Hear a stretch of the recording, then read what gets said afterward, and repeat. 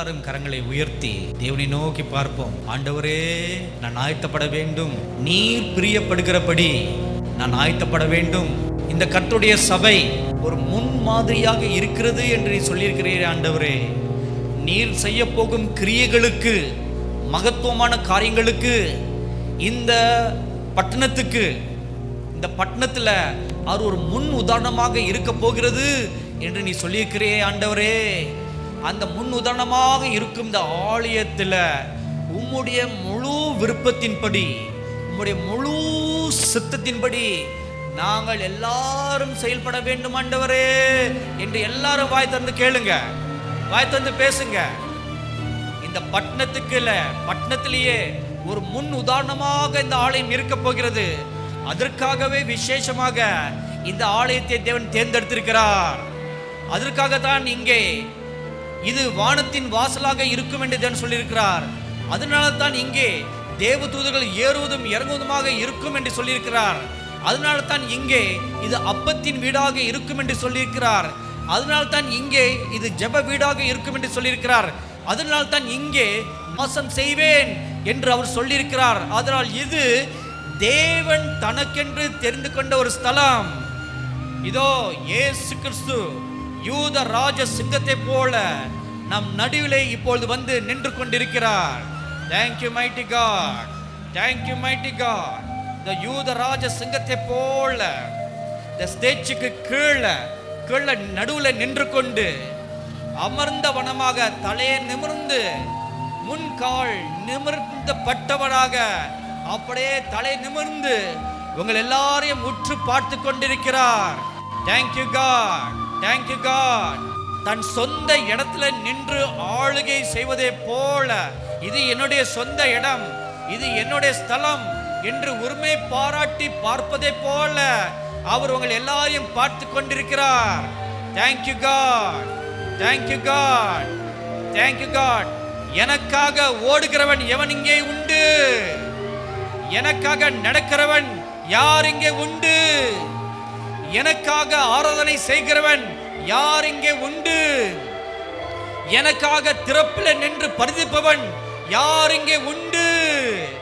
Thank you God. எனக்காக ரத்தம் சிந்தி சாட்சி பகரக்கூடியவன் யார் இங்கே உண்டு? Thank you God, thank you God, thank you God. எனக்காக என்னுடைய வேலைகளை பலப்படுத்தும்படியாக பலவான்கள் யார் இங்கே உண்டு என்று நோக்கி நோக்கி பார்க்கிறார். Thank you mighty God, thank you mighty God, glorious Jesus, thank you God. வருஷ துவக்கத்தில் வந்தேன் இயேசு நாமத்தில், அஞ்சிடே என் வல்ல மீட்பர் தஞ்சம் தந்து என்னை காப்பா, நெஞ்சத்தில் விசாரமே நேசரை பின்பற்றுவே, வரும் காலம் அறியே ஆயினும் நான் கலங்கே, அஞ்சிடே என் வல்ல மீட்பர் தஞ்சம் தந்து என்னை காப்பார், நெஞ்சத்தில் விசாரமே நேசரை பின்பற்றுவே.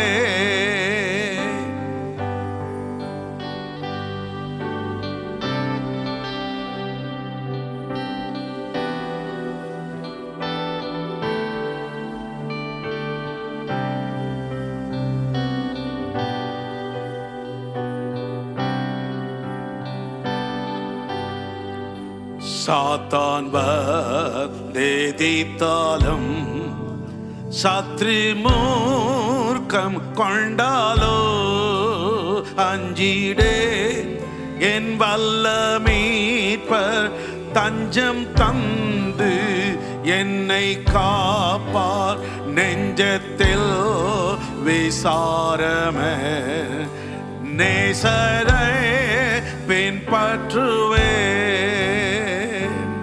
கஷ்டமோ கலக்கமோ துஷ்டரே இடுக்கமோ அஞ்சிடே என் வல்ல மீட்பர் தஞ்சம் தந்து என்னை காப்பார் நெஞ்சத்தில் விசாரமே நேசரை பின்பற்றுவே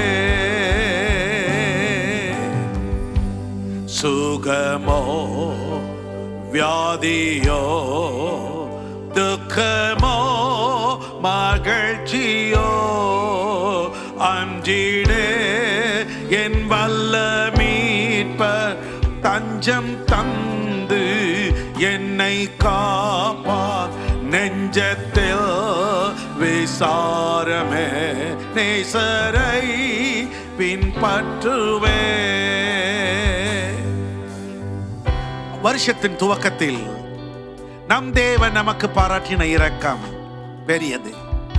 அவருடைய கிருபை அளவிட முடியாதது. எனக்கன்பான சகோதர சகோதரிகளே, அருமை தெய்வ மனிதர்களே, பிள்ளை செல்வங்களே, கண்களை மூடி அவர் கிருபையை கேட்போமா?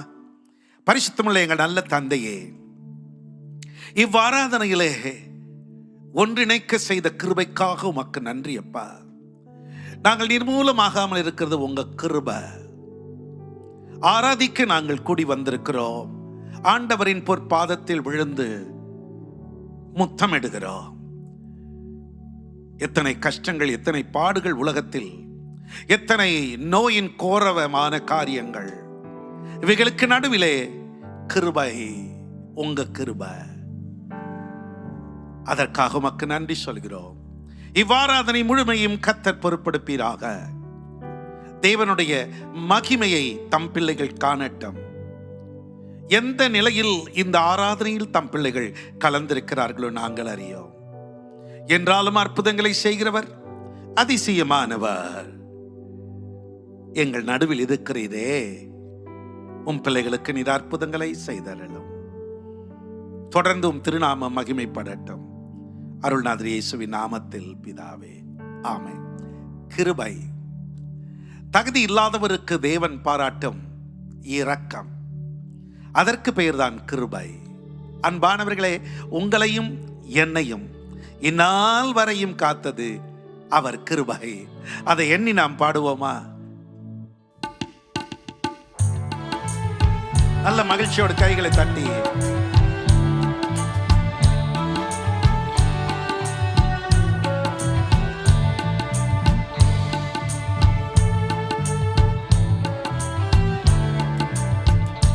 கிருபையே உன்னை இந்நாள் வரையும் காத்தது என் கிருபையே, கிருபையே, கிருபையே உன்னை இந்நாள் வரையும் காத்தது என் கிருபையே, கிருபையே.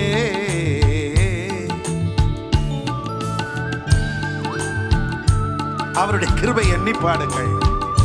அளவிட முடியாத அவருடைய கிருபை. அவருடைய கண்களில் நமக்கு கிருபை கிடைச்சது.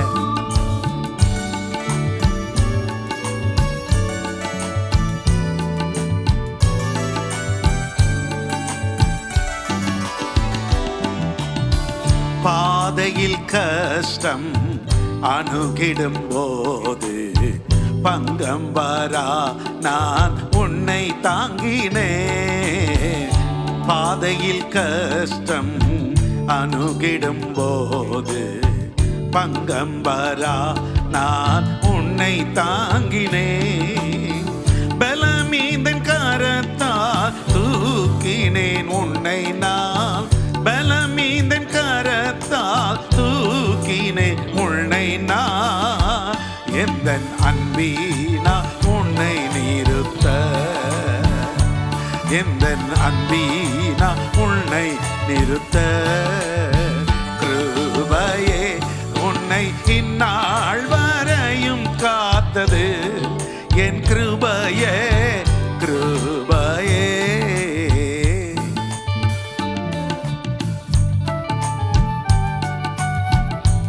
சோதனையாலே சோர்ந்திடும் போதெல்லாம் சொந்தம் என நம்மை சந்தித்த ஆண்டவரை புகழ்ந்து பாடுவோம்.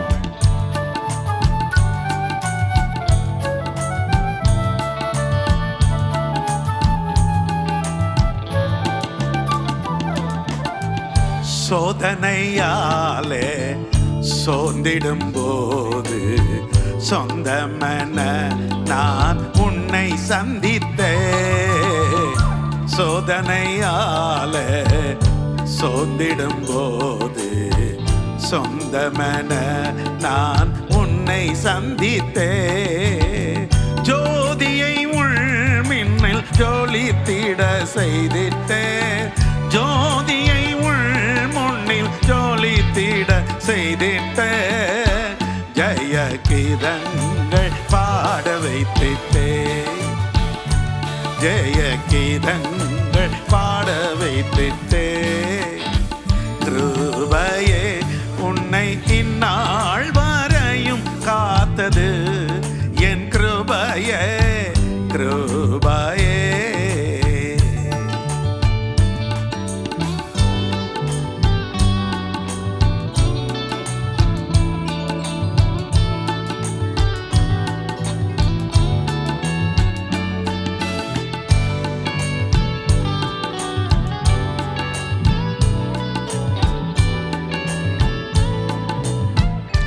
ஏகனாய் நீயும் சஞ்சலத்தாலே ஏங்கும் போது உள் அண்டை வந்திட்டே. ஏகனாய் நீயும் சஞ்சலத்தாலே ஏங்கும் போது உள் அண்டை வந்திட்டே. ஏற்றனல் துணையை ஈந்திட்டே நல்லோ நாள். ஏற்றனல் துணையை ஈந்திட்டே நல்லோ நான். என்றும் உன்னை நான் சொந்தமாக்கினேன். என்றும் உன்னை நான் சொந்தமாக்கினேன். கிருபையே உன்னை இந்நாள் வரையும் காத்தது என் கிருபையே கிருபையே.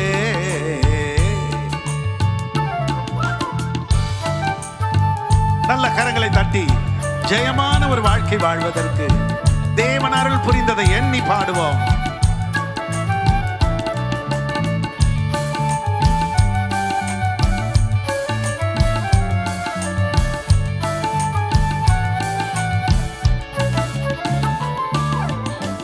ஜெயமான பாதை சென்றிட செய்தேன்.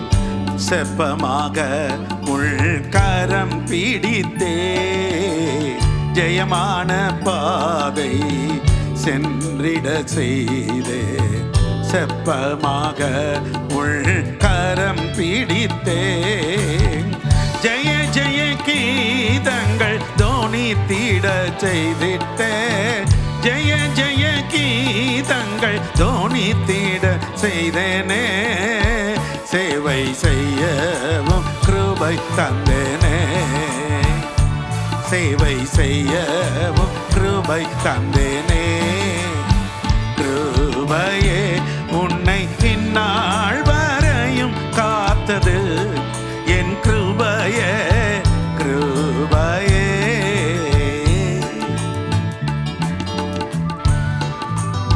என்றென்றுமாக அவருடைய கிருபையை காட்ட அவர் நம்மை கொண்டார். நல்ல கைகளை தட்டி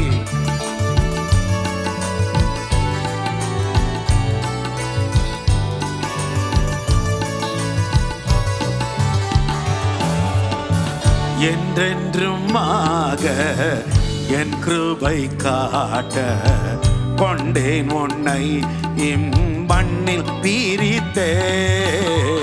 என்றென்றுமாக என் கிருபை காட்ட கொண்டேன் உன்னை இம்மண்ணில் பிரித்தே.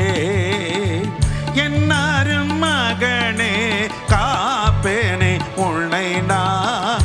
என்னாரும் மகளே காப்பேனே உன்னை நான். உள் தந்தை நான் உன்னை விடனே. உள் தந்தை நான் உன்னை விடனே. கிருபையே உன்னை இந்நாள் வரையும் காத்தது என் கிருபையே கிருபையே.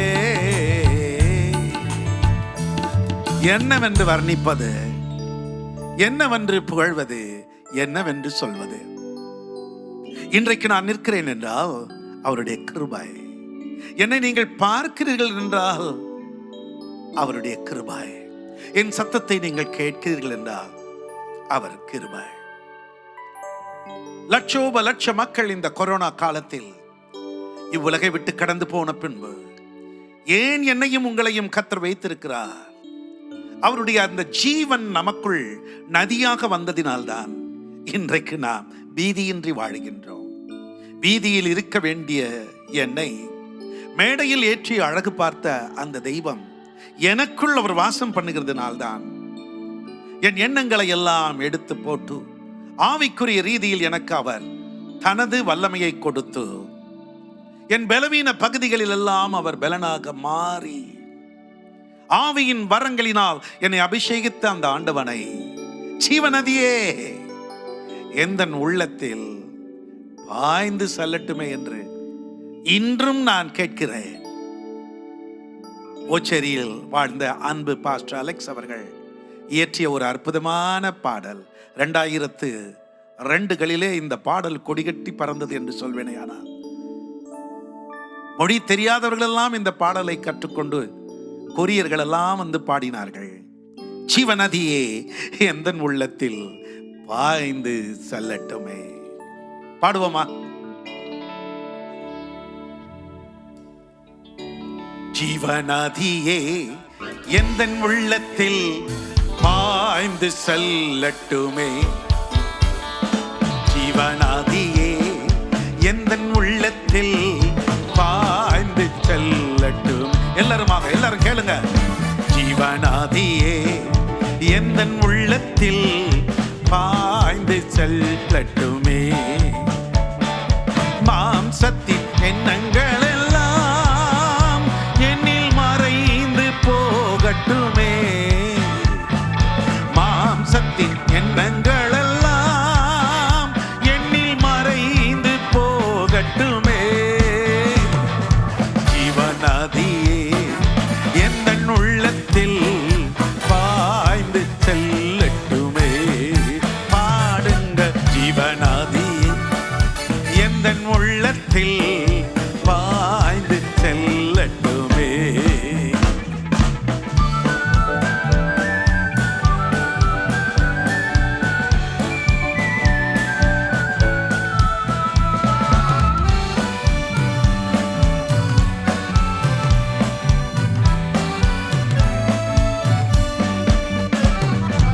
உலர்ந்த எலும்புகள் எல்லாம் என்னில் உயிர் பெற்று எழும்பட்டுமே. உலர்ந்த எலும்புகள் எல்லாம் என்னில் உயிர் பெற்று எழும்பட்டுமே. ஜீவநதியே எந்தன் உள்ளத்தில் பாய்ந்து செல்லட்டுமே. கேளுங்க. ஜீவநதியே எந்தன் உள்ளத்தில் பாய்ந்து செல்லட்டுமே.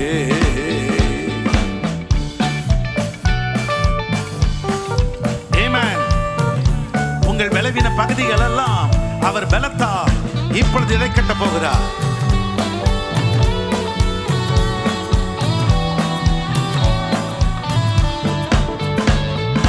பலவீன பகுதியெல்லாம் என்னில் பலமாக மாறட்டுமே.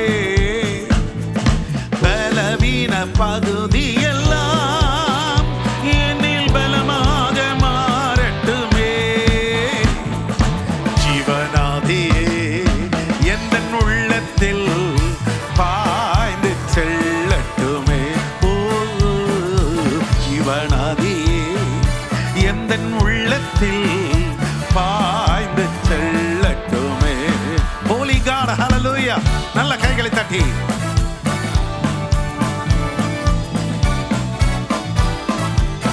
Oh, thank you my Father.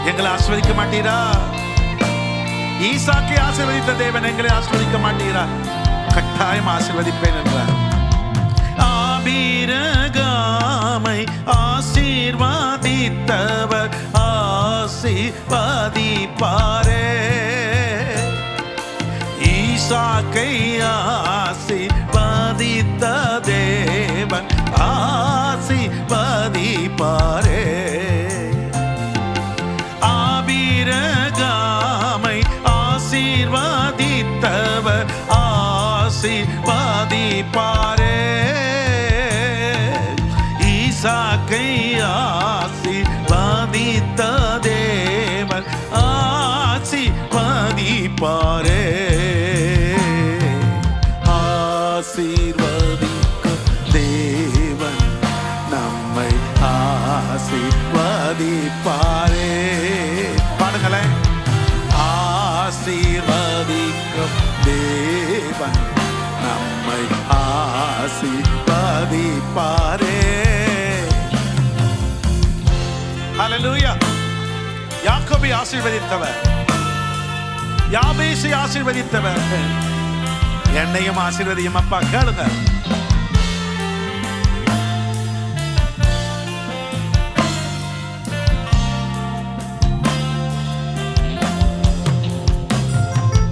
யாக்கோபை ஆசீர்வதித்த தேவன் ஆசீர்வதிப்பாரே. யாபேசை ஆசீர்வதித்த தேவன் ஆசீர்வதிப்பாரே. பாடுங்களேன். யாக்கோபை ஆசீர்வதித்த தேவன் ஆசீர்வதிப்பாரே. யாபேசை ஆசீர்வதித்த தேவன் ஆசீர்வதிப்பாரே. ஆசீர்வதிக்கும் தேவன் நம்மை ஆசீர்வதிப்பாரே.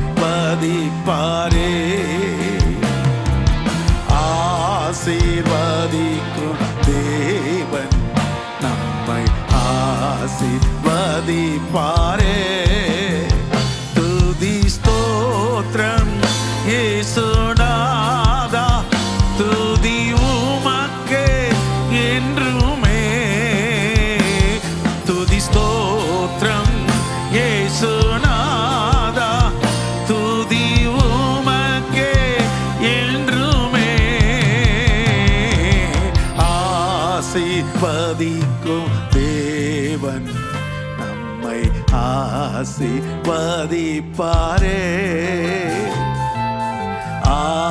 ஆசீர்வதிக்கும் தேவன் நம்மை ஆசீர்வதிப்பாரே.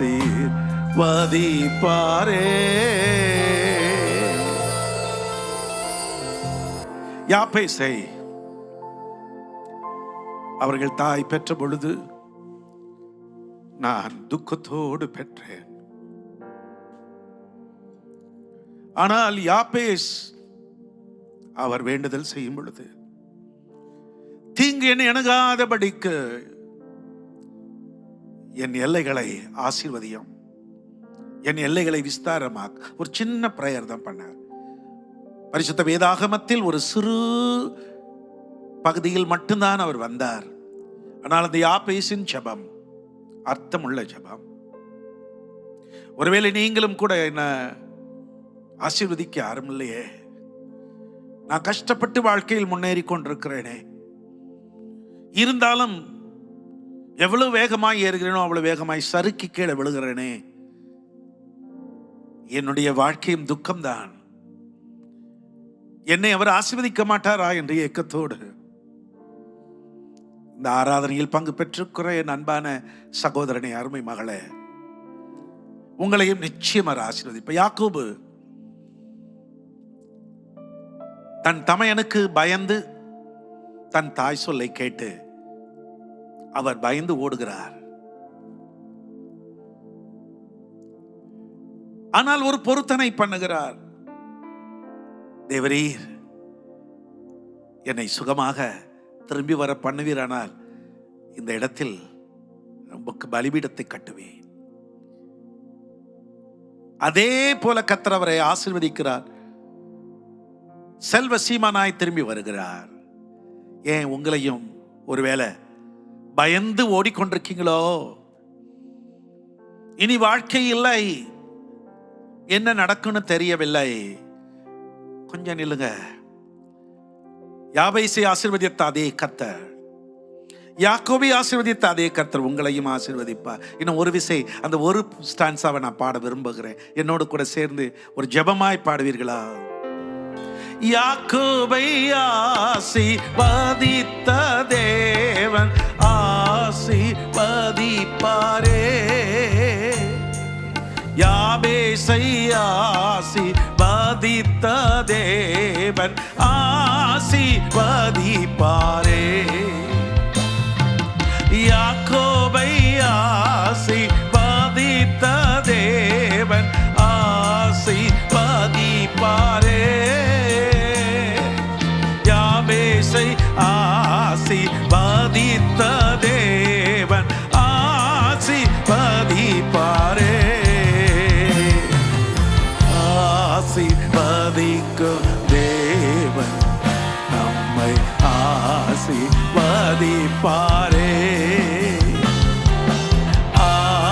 ஆசீர்வதிக்கும் தேவன் நம்மை ஆசீர்வதிப்பாரே. துதி ஸ்தோத்திரம் இயேசுநாதா, துதி உமக்கே என்றுமே. துதி ஸ்தோத்திரம் இயேசுநாதா, துதி உமக்கே என்றுமே. ஆசீர்வதிக்கும் தேவன் நம்மை ஆசீர்வதிப்பாரே. அன்பானவர்களே, நம் தேவன் பட்சபாதம் உள்ளவர் அல்ல. உங்களை ஆசீர்வதிச்சிட்டு இருக்கிறார். ஒரு மனிதனுடைய வாழ்க்கை என்பது ஒரு abundant blessing, பரிபூர்ணமான ஆசீர்வாதம். அந்த ஆசீர்வாதத்துக்கு காரணம் இயேசு கிறிஸ்து. அந்த ஜீவன் வெளிப்பட்டது, அது நமக்குள் வந்தது. அந்த சந்தோஷம், சமாதானம், அதை யாராலும் எடுக்கக்கூடாது. ஒரு பழைய பாடல், 45 வருஷத்துக்கு முன்னால நாங்கெல்லாம் குட்டி பசங்களா இருந்தப்போ இந்த பாடலை ரொம்ப பாடி சந்தோஷமாய் ஆடுவோம்.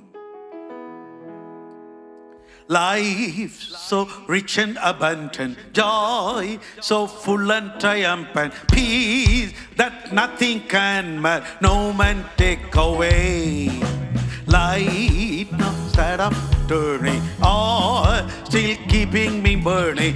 Oh, this wonder of wonder, Jesus is mine.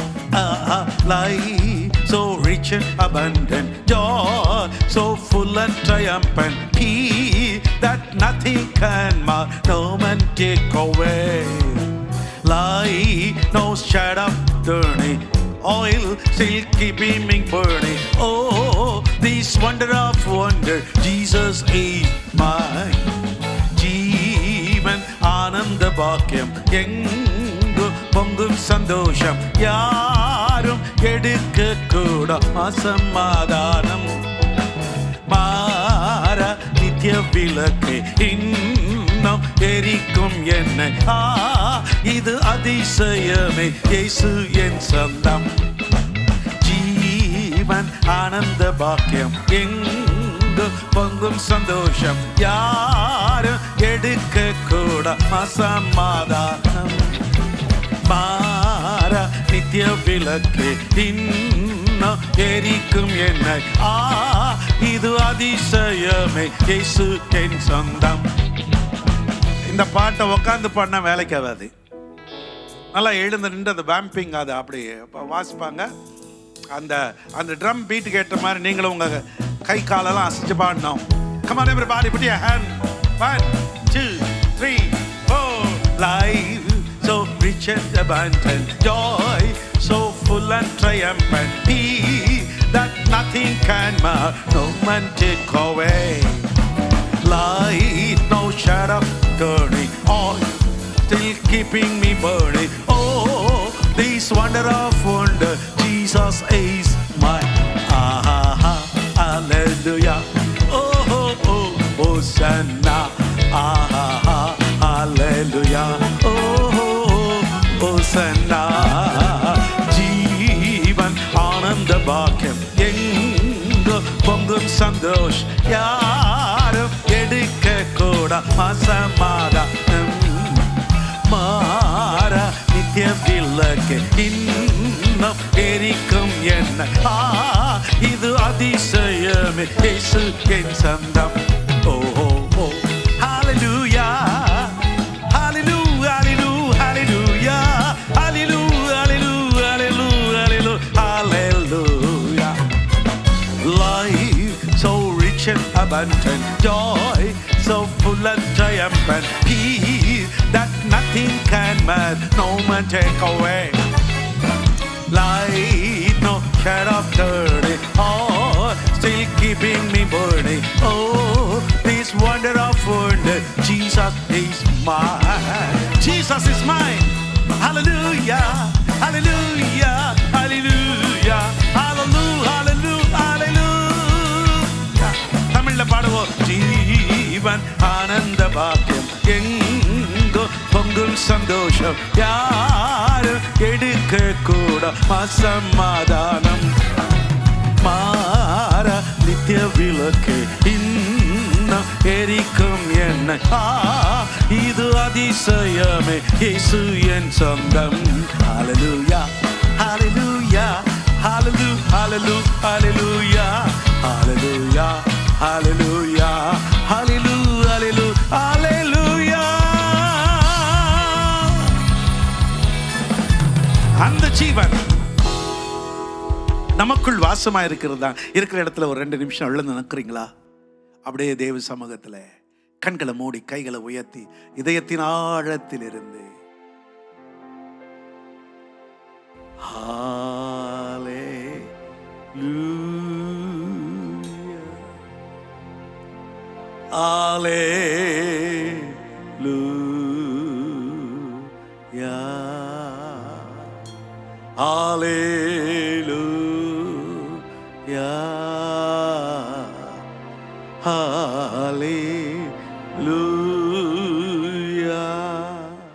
வணக்கம் இலக்கன்பான ஏஞ்சல் டிவி நேயர்களே, அருமையான தேவ மனிதர்களே, சகோதர சகோதரிகளே, அருமை பிள்ளை செல்வங்களே, இந்த நாள் இந்திய வரலாற்றினிலே ஓர் அற்புதமான நாள். குடியரசு தினம். ஹாப்பி ரிபப்ளிக் டே. இன்றைக்கு நாம் மகிழ்ச்சியோடு சுதந்திரமாக குடியிருந்து கொண்டிருக்கிறோம் என்றால் அன்றைய தியாகிகள், நமக்காக அவர்கள் செய்த தியாகங்கள். கர்த்தராகிய இயேசு கிறிஸ்து தாமே நம் தேசத்தை ஆசீர்வதிப்பாராக. நம் தேச பக்தர்கள், தேசப்பிதா, இத்தேசத்தை ஆளுகை செய்கிற அன்பான அரசியல் தலைவர்கள், நமது ஜனாதிபதி, நமது பிரதம மந்திரி, நமது மாநில முதல்வர்கள், நம் ஊருக்குள் இருக்கிற தலைவர்கள், அத்தனை பேருக்காக நாம் ஆண்டவருக்கு நன்றி சொல்லுவோம். கூடவே நம் தேசத்தில் குடியிருப்புகளை பாதுகாப்பாக வைத்துக் கொள்ளும்படி இரவும் பகலும் தேசத்தை காக்கும்படி நிற்கின்ற இராணுவ வீரர்கள் ஒவ்வொருவருக்காக நம் ஆண்டவருக்கு நன்றி சொல்வோம். இத்தேசத்தில் தேவன் எழுப்பிய தெய்வீக மனிதர்கள், ஆண்டவராகிய இயேசு கிறிஸ்துவின் அன்பை எடுத்துரைக்கிற அன்பர்கள், நன்மையான காரியங்களை நாட்டுக்கு செய்கிற தியாகிகள், அத்தனை பேருக்காக நாம் ஆண்டவனுக்கு நன்றி சொல்லணும். கூடவே அவர்களுக்காக வேண்டுதல் செய்யணும். இத்தேசத்தில் தேவன் எழுப்பிய நல்ல ஆசிரிய பெருந்தகைகள், மருத்துவ குழாமினர், துப்புரவு தொழிலாளர்கள், இன்னும் பல பற்று மிகுந்த மக்களுக்காக நாம் வேண்டிக் கொள்வோம்.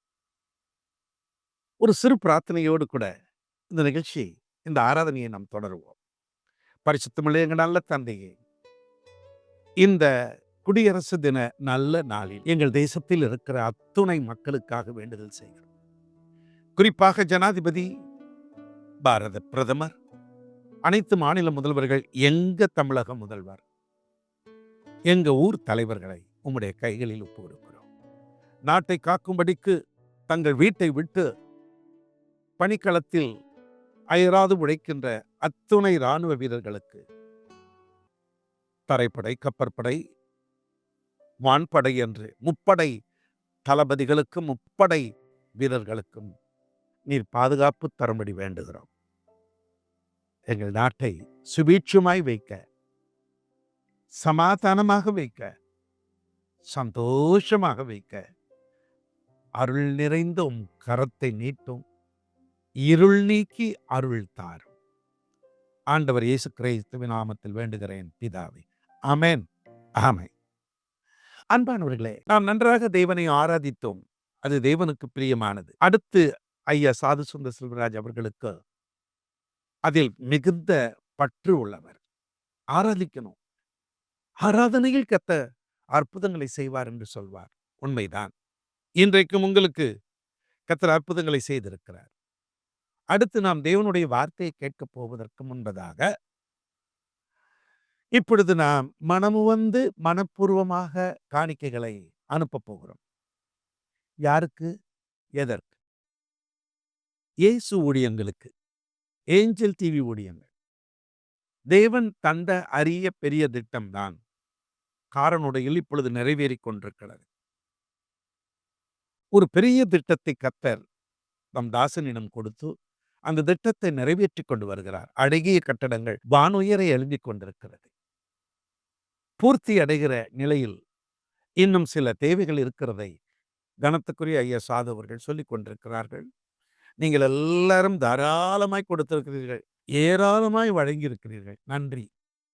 எனினும் இந்த முடியும் தருவாயில் நம் நேச கரத்தை, நம் கொடுக்கும் கரத்தை நீட்டுவோம், தாங்குவோம். இப்பொழுதும் திரையில் வந்து கொண்டிருக்கின்ற விவரம் அறிந்து இயேசு ஊழியங்கள் கட்டட நிதிக்காகவோ அல்லது வேறு பல நிதிகளுக்கு உங்கள் மனம் ஏவுகிறபடி அனுப்பி வையுங்கள். கர்த்தர் உங்களை நிச்சயம் ஆசீர்வதிப்பார். அது தேவனுடைய அருள் வாக்கு. வானத்தின் பலகணிகளை திறந்து இடம் கொள்ளாமற் போக மாட்டோம். நான் ஆசீர்வாதத்தை வருஷிக்க மாட்டேனோ என்று இதில் சோதித்து பாருங்கள். எதில்? நாம் ஆண்டவருக்கு கொடுக்கிறதில். கொடுங்கள், அப்பொழுது உங்களுக்கு கொடுக்கப்படும். செய்வீர்கள் என்று நான் விசுவாசிக்கிறேன். ஒரு பாடலை கேளுங்கள். பொறுமையாக தேவனுக்கு மகிமையாக உங்கள் காணிக்கைகளை செலுத்தும். தேசமே பயப்படாதே, மகிழ்ந்து காளி கூறு. தேசமே பயப்படாதே, மகிழ்ந்து காளி கூறு. தேசமே பயப்படாதே, மகிழ்ந்து காளி கூறு. எல்லாரும் சேர்ந்து ஆமென் கரங்களை தட்டி. தேசமே பயப்படாதே, மகிழ்ந்து காளி கூறு.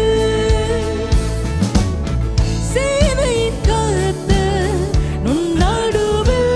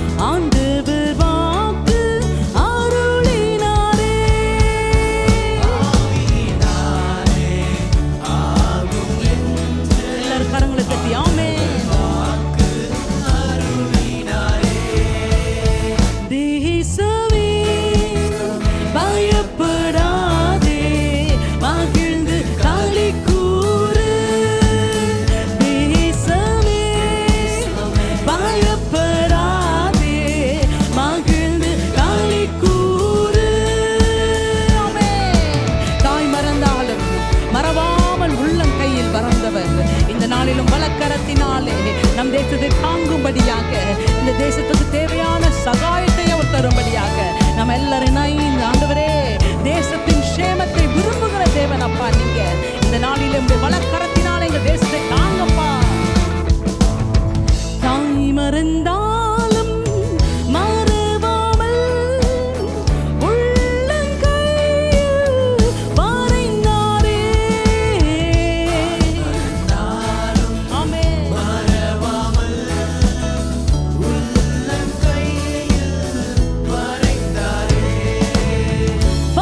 வலக்கரத்தாலே தாங்கி உன்னை சகாயம் செய்து உயர்த்திடுவார்.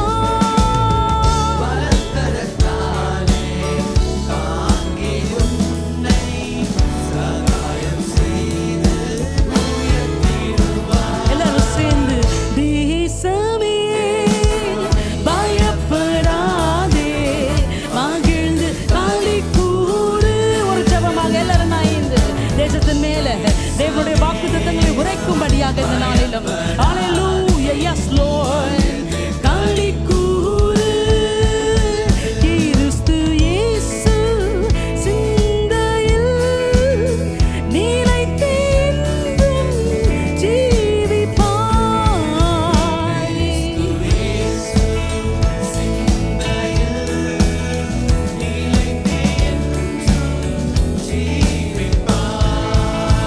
ஆவியின் பலத்தால் அனுதினம் நிறைந்தே உத்தம சாட்சியாய் விளங்கிடுவாய். ஆமென். எல்லாரும் ஹalleluya yes father.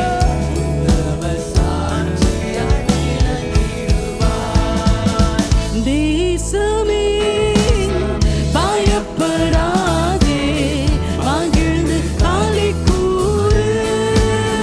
தேசமே பயப்படாதே மகிழ்ந்து களி கூறு. ஆமென். மாம்சமான யாவர் மீதும் என் ஆவியை ஊற்றுவேன் என்று சொன்னவர் இந்த நாளிலும் 1000 ஜனங்கள் மேல ஆண்டவரே உம்முடைய ஆவியை ஊற்றி ஆண்டவரே ஒரு எழும்பி உமக்கு சேதியாக நிற்கும்படியாக இன்னும் அநேகர் இந்த தேசத்தில் எல்லை எங்கிலும் அப்பா நீங்க எழுப்பும்படியாக ஜெபிக்கிறோம் அப்பா. இந்த தேசத்தில் ஒவ்வொருவரும் உமக்கு சேனையா எழும்பும்படியாக மாம்சமான யாவர் மீதும் உன்னத ஆவியை பொழியுவார்.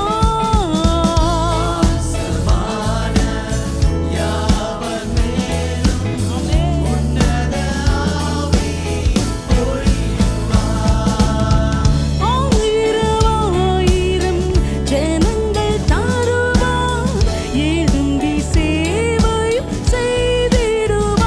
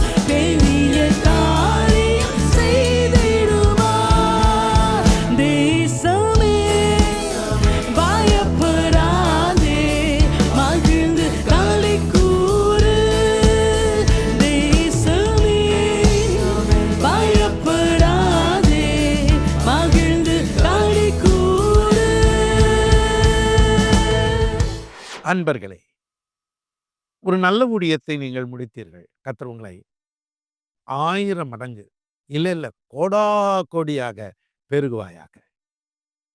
அப்படிதான் அன்றைக்கு ரெபெக்காளை அவங்க வீட்டார் ஆசீர்வதித்து அனுப்பினார்கள். இன்ன வரைக்கும் அந்த பெருக்கம் இருக்கு. நீங்களும் அப்படி பெருகட்டும். இன்றைக்கும் தேவனுடைய வார்த்தைகளை பாஸ்டர் சாரா ராஜன் ஜான் தான் வழங்க இருக்கிறார்கள். அவர்கள் மூலமாக கர்த்தர் நம்மோடு இடைப்படப் போகிறார். ஜெபத்தோடு காத்திருங்கள். மீண்டும் தேவனுடைய செய்திக்கு பின்பு நான் உங்களோடு இணைந்து ஜெபித்து இவ்வாராதனையை முடிக்கலாம். இதோ பாஸ்டர் சாரா ராஜன். எனக்கு அன்பான சகோதர சகோதரிகளே, குறிப்பாக இந்த ஆராதனையில் எங்களோடு இணைந்திருக்கிற உங்கள் ஒவ்வொருவரையும் ஆண்டவராகிய இயேசு கிறிஸ்துவின் நாமத்தினாலே வாழ்த்தி வரவேற்கிறோம்.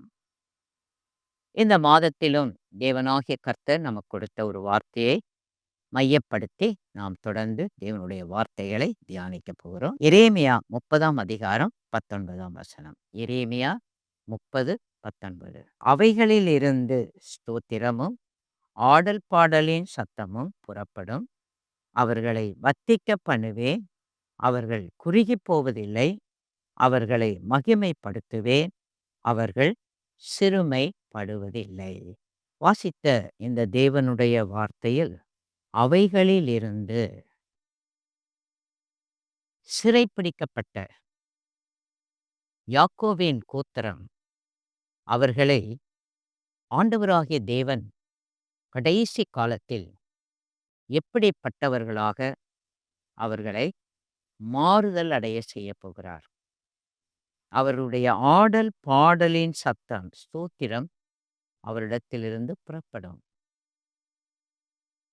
எனக்கு அன்பான தேவனுடைய பிள்ளைகளே, ஆண்டவராகிய இயேசு கிறிஸ்துவை ஏற்றுக்கொள்வதற்கு முன்பாக நாமும் யாக்கோபு என்ற தேவ மனிதனைப் போலதான் இந்த உலகத்தில் பல விதத்திலும் சிறுமைப்படுத்தப்பட்டவர்களாக அடிமைத்தனத்திற்குள்ளாக வாழ்ந்து கொண்டிருந்தோம். ஆனால் ஆண்டவராகிய இயேசு கிறிஸ்துவினால் அவரை சொந்த இரட்சகராக ஏற்றுக்கொண்ட ஒவ்வொருவருக்கும் ஆண்டவராகிய இயேசு கிறிஸ்துவின் மூலமாக இந்த உலகத்தில் நாம் எல்லா விதத்திலும் வத்திக்க பண்ணும்படியாக அவருடைய மகிமையிலே நாம் வாழும்படியாக ஆண்டவராகிய இயேசு கிறிஸ்து நமக்கு கிருபை அளித்திருக்கிறார். இன்றைக்கும் நாம் நியாயப்பிரமாணம் கிருபை இதை குறித்து தான் தியானிக்கப் போகிறோம்.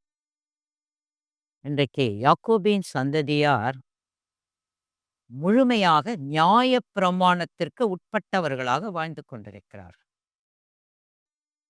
அவர்கள் அதிலிருந்து மீட்கப்படும் போது அவர்கள் இன்னும் ஆண்டவரை ஆராதிக்க, துதிக்க, ஆண்டவருடைய நாமத்தை மகிமைப்படுத்த தேவனாகிய கர்த்தர் அவர்களுக்கு ஒரு ஆசீர்வாதத்தை வைத்திருக்கிறார். அதை தான் நாம் பார்க்கிறோம். நியாயப்பிரமாணம் கிருபை. நாம் எல்லாரும் தேவனுடைய பிள்ளைகளாக கிருபையினாலே ரட்சிக்கப்பட்டவர்களாக இந்த உலகத்தில் வாழ்ந்து கொண்டிருக்கிறோம். ஆனால் அநேக முறை நாம் பலவிதமான பிரமாணங்களை முக்கியப்படுத்தி அதற்கு கீழ்ப்படிய வேண்டும் என்பதை மையப்படுத்தி அதில்தான் நமக்கு ரட்சிப்பு வருகிறது என்று அறியாமையினாலே முயற்சிக்கிறார்கள். கலாத்திய சபையில் இந்த தவறை அப்போஸ்தலனாகிய பவுல் கண்டுபிடித்து அவர்களை திருத்துகிறார். கலாத்தியர் 3ஆம் அதிகாரம் 3ஆம் வசனம். கலாத்தியர் 3:3.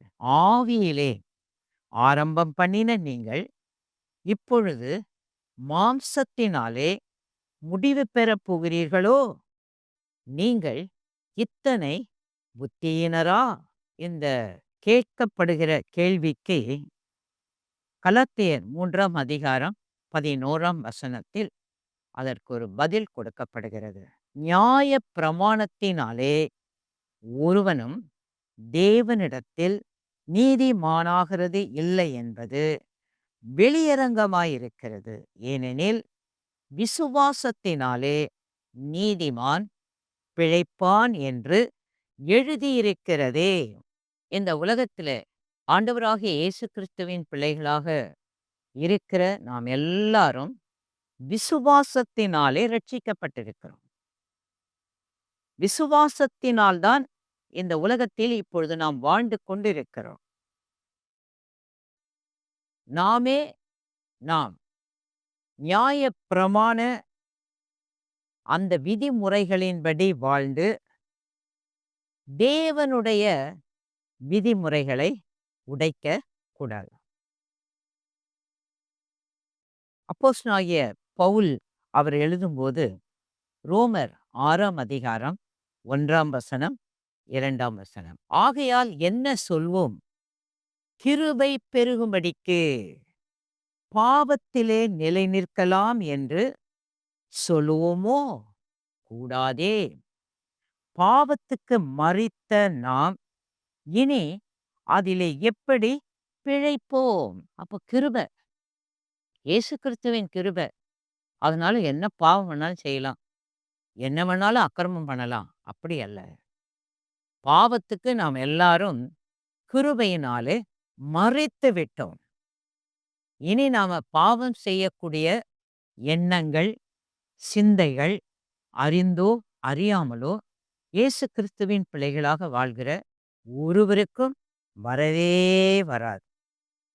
அப்போஸ்தலனாகிய பவுல், யாக்கோபு அப்போஸ்தலர், அவரும் அவருடைய போதனைகளில் இருக்கிற வித்தியாசங்களை நாம் பார்க்கலாம். அப்போஸ்தலனாகிய யாக்கோபின் வார்த்தை, யாக்கோபு 2ஆம் அதிகாரம் 14ஆம் வசனம் 20ஆம் வசனம். யாக்கோபு 2ஆம் அதிகாரம் 14ஆம் வசனம் 20ஆம் வசனம். என் சகோதரரே, ஒருவன் தனக்கு விசுவாசம் உண்டென்று சொல்லியும் கிரியைகள் இல்லாதவனானால் அவனுக்கு பிரயோஜனம் என்ன? அந்த விசுவாசம் அவனை ரட்சிக்குமா? வீணான மனுஷனே, கிரியைகள் இல்லாத விசுவாசம் செத்ததென்று நீ அறிய வேண்டுமோ? இப்ப இதற்கு அப்போஸ்தலனாகிய பவுல் அதுக்கு பதில் சொல்றார். பிலிப்பியர் 2ஆம் அதிகாரம் 12ஆம் வசனம் 13ஆம் வசனம். பிலிப்பியர் 2ஆம் அதிகாரம் 12ஆம் வசனம் 13ஆம் வசனம். ஆதலால் எனக்கு பிரியமானவர்களே, நீங்கள் எப்பொழுதும் கீழ்ப்படுகிறபடியே நான் உங்களுக்கு சமீபமாய் இருக்கும் பொழுது மாத்திரமல்ல, நான் தூரமாயிருக்கிற இப்பொழுதும் அதிக பயத்தோடும் நடுக்கத்தோடும் உங்கள் இரட்சிப்பு நிறைவேற பிரயாசப்படுங்கள். ஏனெனில் தேவனே தம்முடைய தயவுள்ள சித்தத்தின்படி விருப்பத்தையும் செய்யையையும் உங்களில் உண்டாக்குகிறவராய் இருக்கிறார். நம்ம இந்த உலகத்துல செய்யற வேலை, நம்முடைய அர்ப்பணிப்பு, நாம செய்கிற நீதியின் கிரியைகள் எல்லாவற்றையும் நமக்குள்ளாக நடப்பிக்கிறவர் நம்முடைய ஆண்டவர். அவர்தான் இந்த உலகத்தில் அவருடைய பிள்ளைகளாக நாம் அவரை ஆண்டவராக ஏற்றுக்கொண்ட பிறகு இந்த உலகத்துல எந்த இடத்துல இருந்தாலும், எந்த சூழ்நிலையில் இருந்தாலும், நம்மை கொண்டு ஆண்டவராகிய தேவன் எதையெல்லாம் நிறைவேற்ற வேண்டுமோ அதை தான் நம்மை கொண்டு அவர் நிறைவேற்றிக் கொண்டே இருக்கிறார். ரட்சிக்கப்பட்ட பின்புதான் நாம் நற்கிரியைகளை செய்கிறோம். ஏற்கனவே ரட்சிக்கப்பட்டு விட்டோம். இப்பொழுது ரட்சிக்கப்படுகிறதற்காக நாம் நற்கிரியைகளை செய்யவில்லை. இந்த நற்கிரியைகளை எல்லாம் செஞ்சாதான் நான் ரட்சிக்கப்பட்டிருக்கேன். இல்ல, நம்ம ரட்சிக்கப்பட்டுட்டோம், ரட்சிக்கப்பட்டு விட்டோம். இப்பொழுது நமக்குள்ளாக ஆண்டவராகிய இயேசு கிறிஸ்து எதையெல்லாம் செய்ய வேண்டுமோ அதை தான் நம்மை கொண்டு செய்து கொண்டே இருக்கிறார். ஆகவே தேவ பிள்ளைகள் ஆண்டவராகிய இயேசு கிறிஸ்துவுக்கு தங்களை அர்ப்பணித்தவர்கள் யாரும் அமைதியா இருக்க மாட்டாங்க.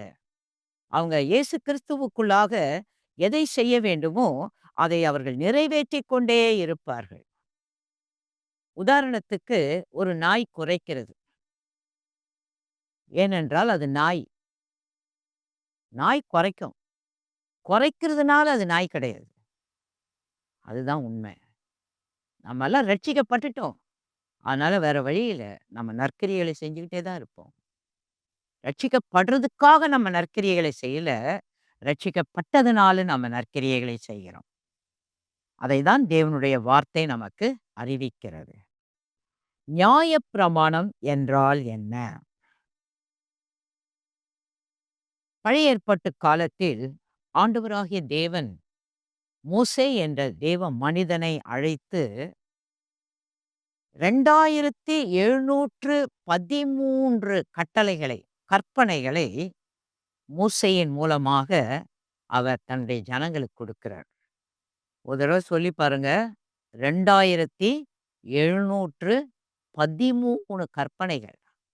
அதுல முதல் 203 கட்டளைகள், கற்பனைகள், 10 கற்பனைகளை ஆண்டவராகிய தேவன் கொடுப்பதற்கு முன்பதாகவே மோசே அவர்கள் மூலமாக கொடுத்துட்டார். பார்வோனிடத்துல போய் எப்படி யுத்தம் செய்யணும்? அதுக்கு என்ன பிரமாணங்கள்? எந்த வழிமுறைகளிலே இந்த யுத்தத்தை அவர்கள் மேற்கொள்ள வேண்டும்? அதை தான் நாம யாத்திராகமம் 3ஆம் அதிகாரத்திலிருந்து 19ஆம் அதிகாரம் வரையிலும் பார்க்கிறோம். இரண்டாவதாக 10 கற்பனைகளை ஆண்டவராகிய தேவன் 37 விதிமுறைகள் உட்பட யாத்திராகமம் 20ஆம் அதிகாரம் 3ஆம் வசனத்திலிருந்து 17ஆம் வசனம், உபாகமம் 5ஆம் அதிகாரம் 1ஆம் வசனத்திலிருந்து 21ஆம் வசனம் வரையிலும் ஆண்டவராகிய தேவன் கொடுக்கிறார்.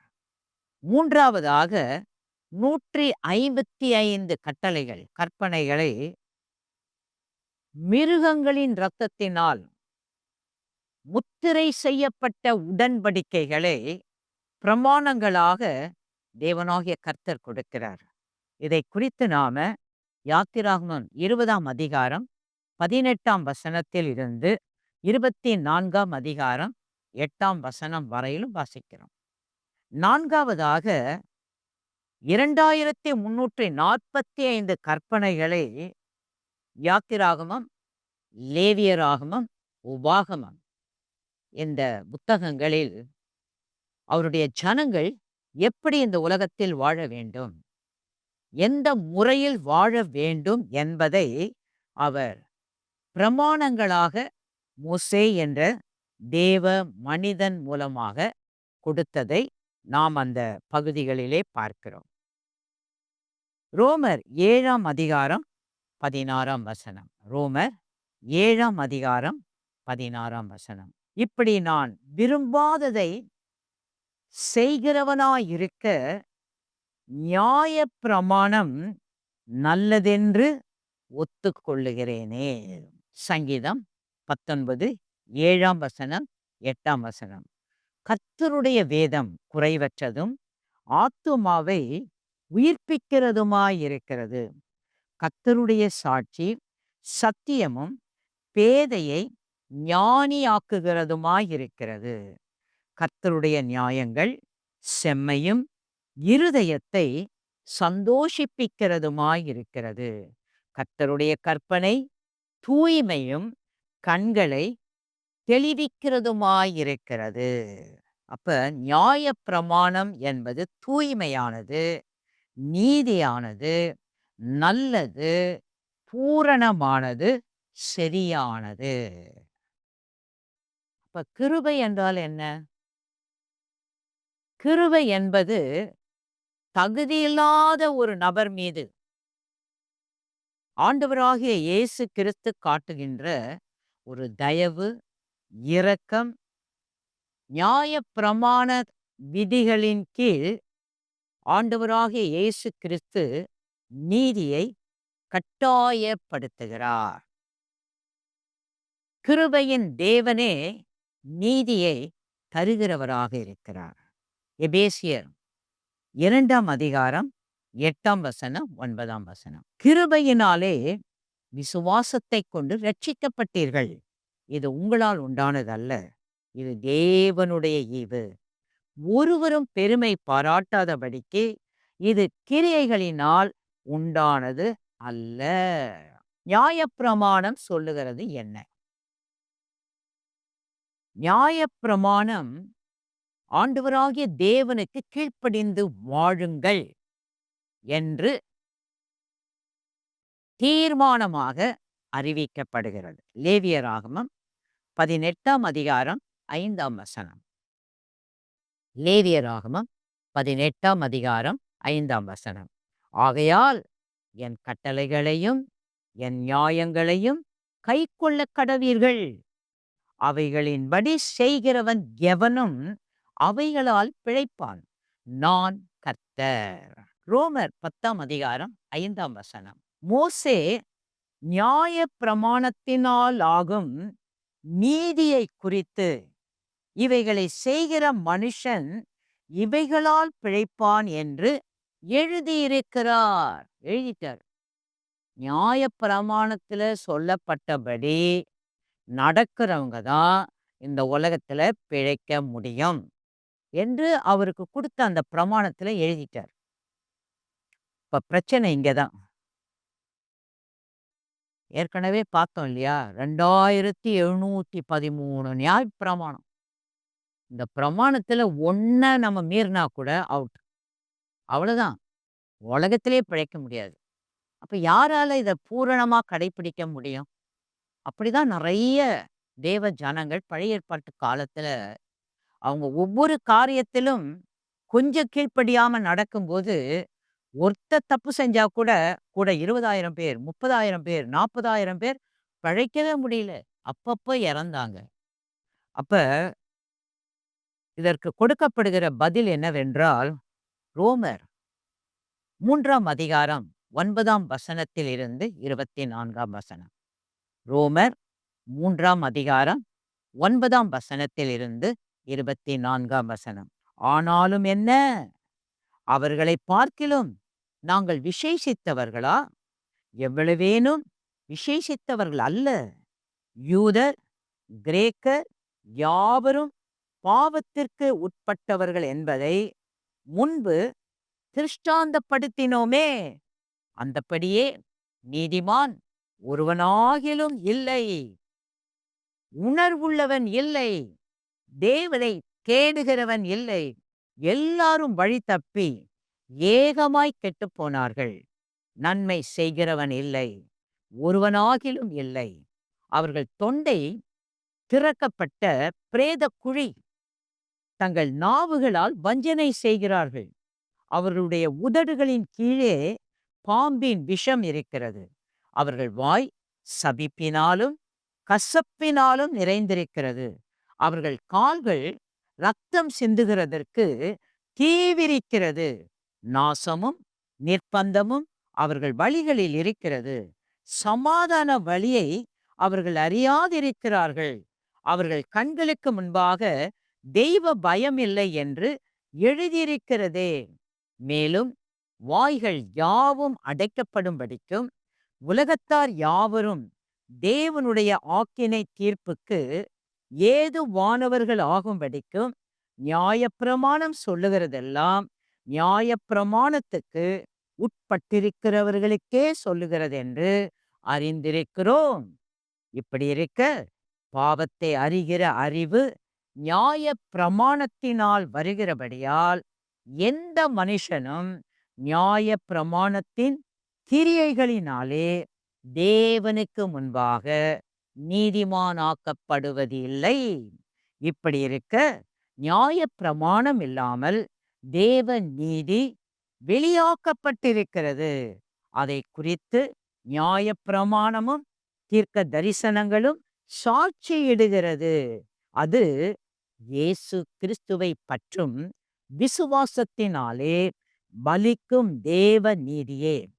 விசுவாசிக்கிற எவர்களுக்குள்ளும் எவர்கள் மேலும் அது பலிக்கும். வித்தியாசமே இல்லை. எல்லாரும் பாவம் செய்து தேவ மகிமை அற்றவர்களாகி இலவசமாய் அவருடைய கிருபையினாலே கிறிஸ்து இயேசுவில் உள்ள மீட்பை கொண்டு நீதிமான்கள் ஆக்கப்படுகிறார்கள். ஆண்டவராகிய இயேசு கிறிஸ்து ஒருவரால் தான் எல்லாவற்றையும் நிறைவேற்ற முடியும். கிருபை சொல்லுகிறது என்ன? ஆண்டவராகிய இயேசு கிறிஸ்துவை விசுவாசிக்கிறவர்களாக யார் இருந்தாலும் அவர்கள் மரணத்திலிருந்து ஜீவனுக்கு உட்படுகிறார்கள். நியாயப்பிரமாணத்தினால் செய்ய முடியாத ஒரு மிகப்பெரிய அற்புதம் என்னவென்றால், யோவான் 5ஆம் அதிகாரம் 24ஆம் வசனம். என் வசனத்தை கேட்டு என்னை அனுப்பினவரை விசுவாசிக்கிறவனுக்கு நித்திய ஜீவன் உண்டு. அவன் ஆக்கினை தீர்ப்புக்கு உட்படாமல் மரணத்தை விட்டு நீங்கி ஜீவனுக்கு உட்பட்டிருக்கிறான் என்று மெய்யாகவே மெய்யாகவே உங்களுக்கு சொல்லுகிறேன். ஆண்டவராகிய இயேசு கிறிஸ்துவின் மரணத்தின் மூலமாக கிருபை பாவம் செய்கிறவர்களுக்கு மன்னிப்பை கொடுக்கிறது, சமாதானத்தை அளிக்கிறது. கிருபை சொல்லுகிறது என்னவென்றால், நித்திய ஜீவனை பெற்றுக்கொண்டவர்கள் ஒருபோதும் அழிந்து போவது இல்லை. யோவான் 10ஆம் அதிகாரம் 28ஆம் வசனம். யோவான் 10:28. நான் அவைகளுக்கு நித்திய ஜீவனை கொடுக்கிறேன், அவைகள் ஒரு காலும் கெட்டுப் போவதில்லை, ஒருவனும் அவைகளை என் கையில் இருந்து பறித்து கொள்வதும் இல்லை. நியாயப்பிரமாணம் என்ன செய்யும்? ஏதாவது ஒரு சூழ்நிலையில் ஒரு கட்டளைய உலகத்தில் பிறந்த யாராக இருந்தாலும் அதை மீறிவிட்டால், அதை தவற விட்டு விட்டால் அவங்களுக்கு கண்டிப்பா ஆக்கினை உண்டு. யாக்கோபு 2ஆம் அதிகாரம் 10ஆம் வசனம். எப்படி எனில், ஒருவன் நியாயப்பிரமாணம் முழுவதையும் கை கொண்டிருந்தும் ஒன்றிலே தவறினால் எல்லாவற்றிலும் குற்றவாளியாயிருப்பான். அப்ப கிருபை என்ன செய்கிறது? நியாயப்பிரமாணம் இதை செய்யும். கிருபை என்ன செய்கிறது? கிருபை காணாமல் போனவர்கள், குற்றம் உள்ளவர்கள், விதிகளை நியாயப்பிரமாணங்களை உடைத்தவர்களை மனம் உவந்து தயாராக ரட்சிக்கக்கூடிய ஒரு வல்லமை உடையது. கிருபை இந்த உலகத்தில் இயேசு கிறிஸ்துவை விசுவாசிக்கிற யாராக இருந்தாலும் அவர்களுக்கு ரட்சிப்பை கொண்டு வரும். தீத்து 2ஆம் அதிகாரம் 11ஆம் வசனத்திலிருந்து 13ஆம் வசனம். தீத்து 2ஆம் அதிகாரம் 11ஆம் வசனத்திலிருந்து 13ஆம் வசனம். ஏனெனில் எல்லா மனுஷருக்கும் ரட்சிப்பை அளிக்கத்தக்க தேவ கிருபையானது பிரசன்னமாகி, நாம் அவபக்தியையும் லௌகீக இச்சைகளையும் வெறுத்து தெளிந்த புத்தியும் நீதியும் தேவ பக்தியும் உள்ளவர்களாய் இவ்வுலகத்திலே ஜீவனம் பண்ணி, நாம் நம்பியிருக்கிற ஆனந்த பாக்கியத்துக்கும் மகாதேவனும் நமது இரட்சகருமாகிய இயேசு கிறிஸ்துவினுடைய மகிமையின் பிரசன்னமாகுதலுக்கும் எதிர்பார்த்து கொண்டிருக்கும்படி நமக்கு போதிக்கிறது. எல்லா மனுஷரும் ரட்சிப்பை பெற்றுக்கொள்ளும்படியான தேவ கிருபை. தேவ கிருபை. இன்றைக்கு நாம் எல்லாரும் தேவனுடைய பிள்ளைகளாக, தேவ ராஜ்யத்தின் பிரதிநிதிகளாக இந்த உலகத்தில் வாழ ஆண்டவருடைய கிருபை. ஹல்லேலூயா. கிருபை நியாய பிரமாணத்தினால் இழந்த தேவனுடைய வெகுமதியை மீட்டு நீதியை கொடுக்கிறது. கிருபை குற்றமுள்ள பாவியை கிறிஸ்துவின் தியாகமுள்ள அர்ப்பணிப்பால் தேவனுடைய ஐஸ்வர்யத்திற்குள்ளாக கொண்டு வருகிறது. கிருபை ரட்சிப்பை மாத்திரம் கொடுப்பதல்ல, தினந்தோறும் வாழ்நாளெல்லாம் கிருபையின் மேல் கிருபையை கொடுத்து கொண்டே இருக்கிறது. நியாயப்பிரமாணம் செய்ய முடியாதது எது? நியாயப்பிரமாணம் ஒரு நாளும் பாவியை நீதிமானாக்க முடியாது. அப்போஸ்தலர் 13ஆம் அதிகாரம் 39ஆம் வசனம். மோசேயின் நியாயப் பிரமாணத்தினாலே நீங்கள் எவைகளில் நின்று விடுதலையாகி நீதிமான்கள் ஆக்கப்படக்கூடாது இருந்ததோ, விசுவாசிக்கிறவன் எவனும் அவைகளில் நின்று இவராலே, இயேசு கிறிஸ்துவாலே விடுதலையாகி நீதிமானாக்கப்படுகிறான் என்றும் உங்களுக்கு தெரிந்திருக்க கடவது. நியாயப்பிரமாணம் எதையும் பூரணமாக்க முடியாது. எபிரேயர் 7ஆம் அதிகாரம் 19ஆம் வசனம். நியாயப்பிரமாணமானது ஒன்றையும் பூரணப்படுத்தவில்லை.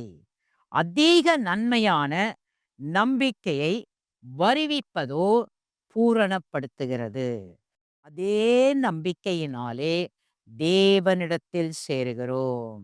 பரலோகம் செல்வதற்கு இந்த உலகத்தில் யாராக இருந்தாலும், எப்பேற்பட்ட பாவத்தில் சிக்குண்டவர்களாக இருந்தாலும், அவர்கள் இயேசு கிறிஸ்துவை தங்கள் சொந்த இரட்சகராக ஏற்றுக்கொள்ளும்போது, அவருடைய இரத்தத்தின் மூலமாக சிலுவையில் ஆண்டவராகிய இயேசு கிறிஸ்து ஒவ்வொருவரையும் நீதிமானாக்கக்கூடிய கிரயத்தை அவர் செலுத்திவிட்டார்.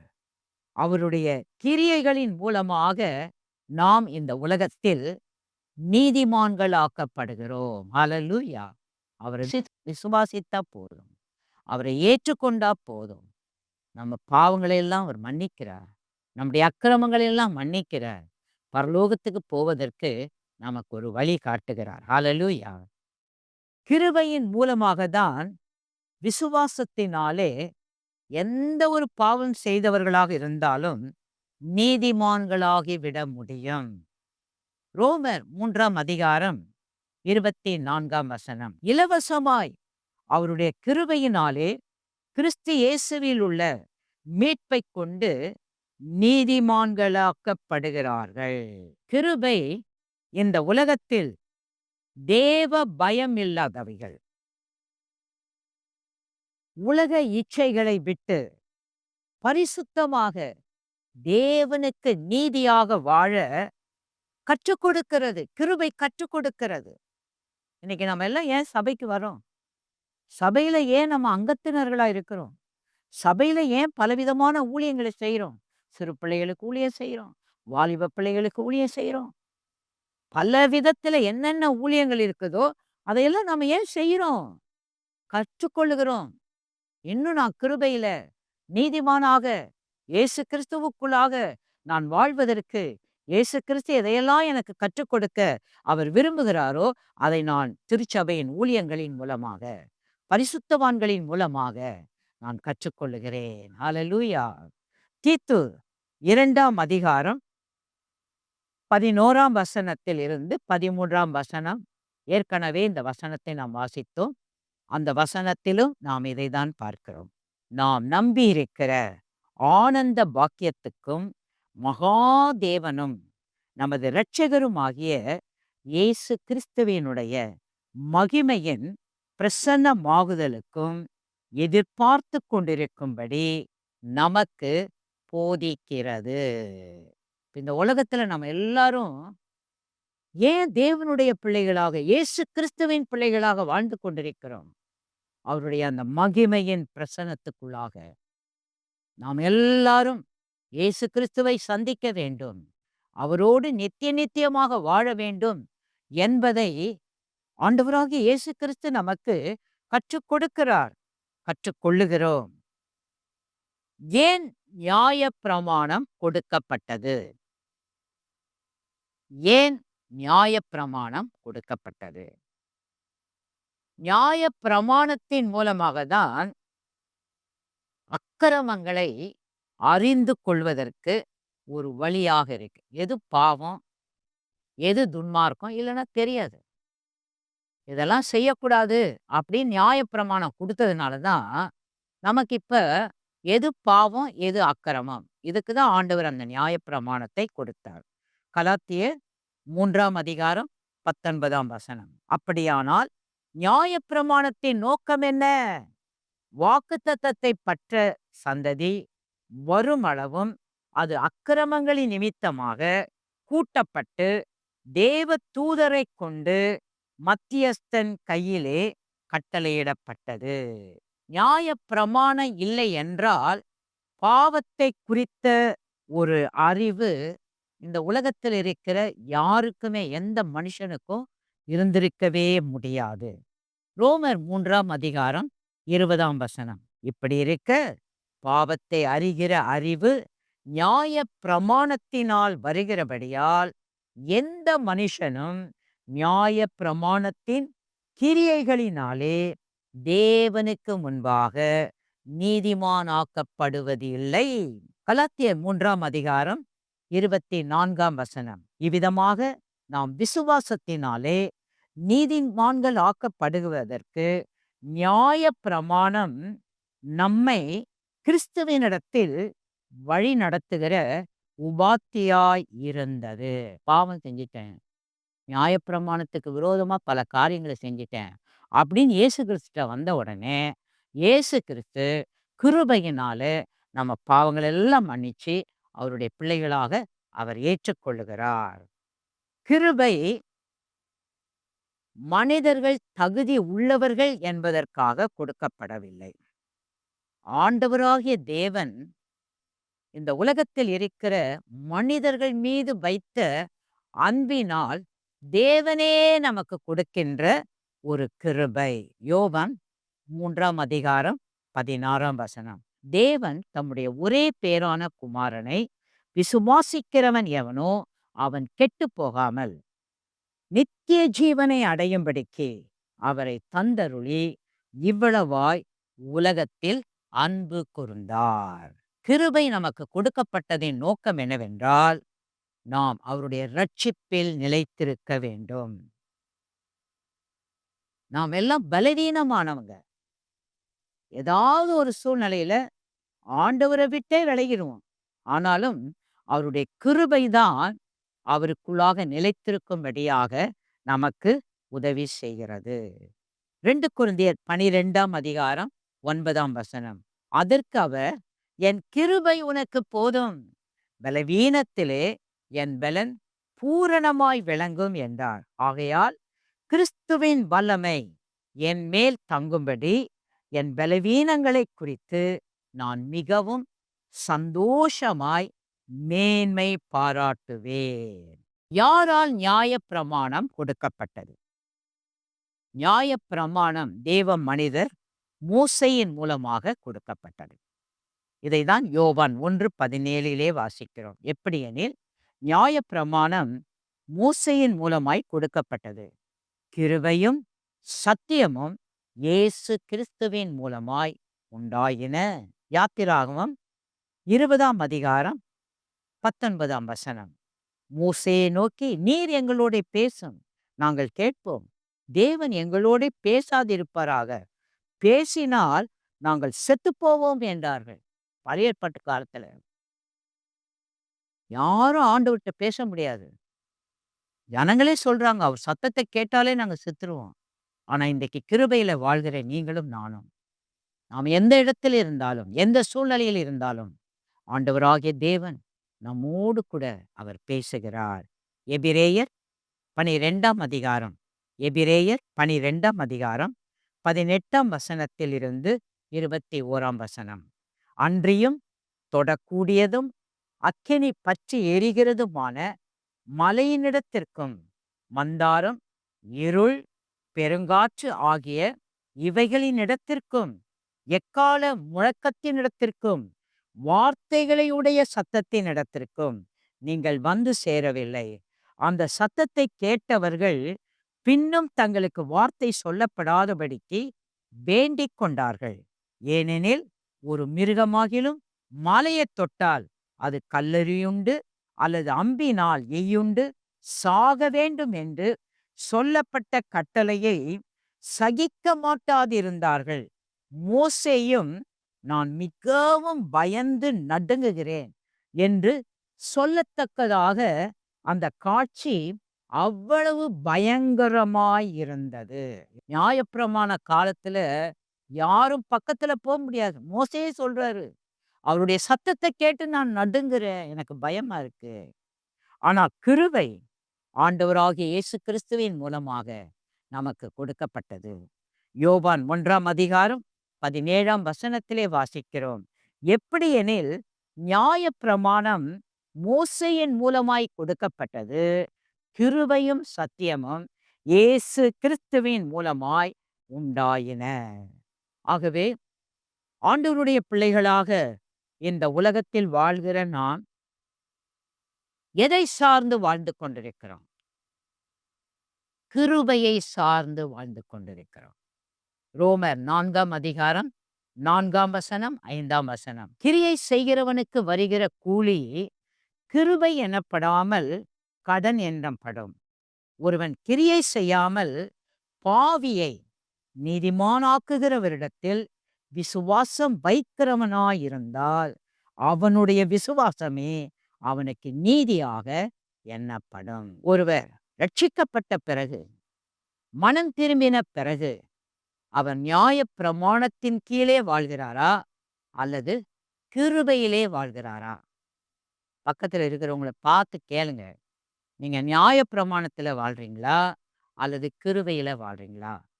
கிருபையில நீங்க வாழ்ந்தீங்கன்னா கடைசி வரைக்கும் ஆண்டவராகிய தேவன் உங்களை கொண்டு உங்க குடும்பத்துல, நீங்க இருக்கிற இடத்துல, இந்த பூமியில எதையெல்லாம் செய்ய வேண்டுமோ அந்த கிருபையினாலே உங்கள் மூலமாக அதை நிறைவேற்றிக் கொண்டே இருப்பார். ஹalleluya. ரோமர் 6ஆம் அதிகாரம் 14ஆம் வசனத்திலே வாசிக்கிறோம். நீங்கள் நியாயப் பிரமாணத்திற்கு கீழ்ப்பட்டிராமல் கிருபைக்கு கீழ்ப்பட்டிருக்கிறபடியால் பாவம் உங்களை மேற்கொள்ள மாட்டாது. ஹalleluya. நம்ம நியாயப் பிரமாணத்துல வாழ்ந்தாதான் பாவம் வந்துகிட்டே இருக்கும். ஐயோ, அதை செஞ்சிட்டேன், இதை செஞ்சிட்டேன். இப்ப கிருபையில வாழ்றதுனால அந்த கிருபைக்கு உரிமையான இயேசு நம்ம கூட இருக்கிறார். பரிசுத்த ஆவியானவர் இருக்கிறார். நாம கூட பேசிக்கிட்டே இருக்கிறார். நம்மை அவரோடு இணைத்துக் கொண்டே இருக்கிறார். இந்த கிருபை தான் நம்ம எந்த விதத்திலும் பாவம் நம்மை மேற்கொள்ள முடியாதபடிக்கு அவரோடு பரிசுத்தமாக வாழ ஆவியானவர் நமக்கு உதவி செய்கிறார். ஆண்டவராகிய இயேசு கிறிஸ்துவை ஏற்றுக்கொண்ட ஒவ்வொரு தேவனுடைய பிள்ளைகளும் இந்த உலகத்தில் எப்படி நடக்க வேண்டும்?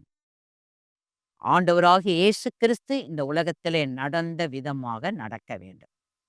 1 யோவான் 2ஆம் அதிகாரம் 6ஆம் வசனம். அவருக்குள் நிலைத்திருக்கிறேன் என்று சொல்லுகிறவன் அவர் நடந்தபடியே தானும் நடக்க வேண்டும். 1 பேதுரு 2:21. இதற்காக நீங்கள் அழைக்கப்பட்டும் இருக்கிறீர்கள். ஏனெனில் கிறிஸ்துவும் உங்களுக்காக பாடுபட்டு நீங்கள் தம்முடைய அடிச்சுவடுகளை தொடர்ந்து வரும்படி உங்களுக்கு மாதிரியை பின்வைத்து போனார். இப்ப கிருபையை பெற்ற நீங்களும் நானும் வேற எதையும் செய்ய வேண்டாம்.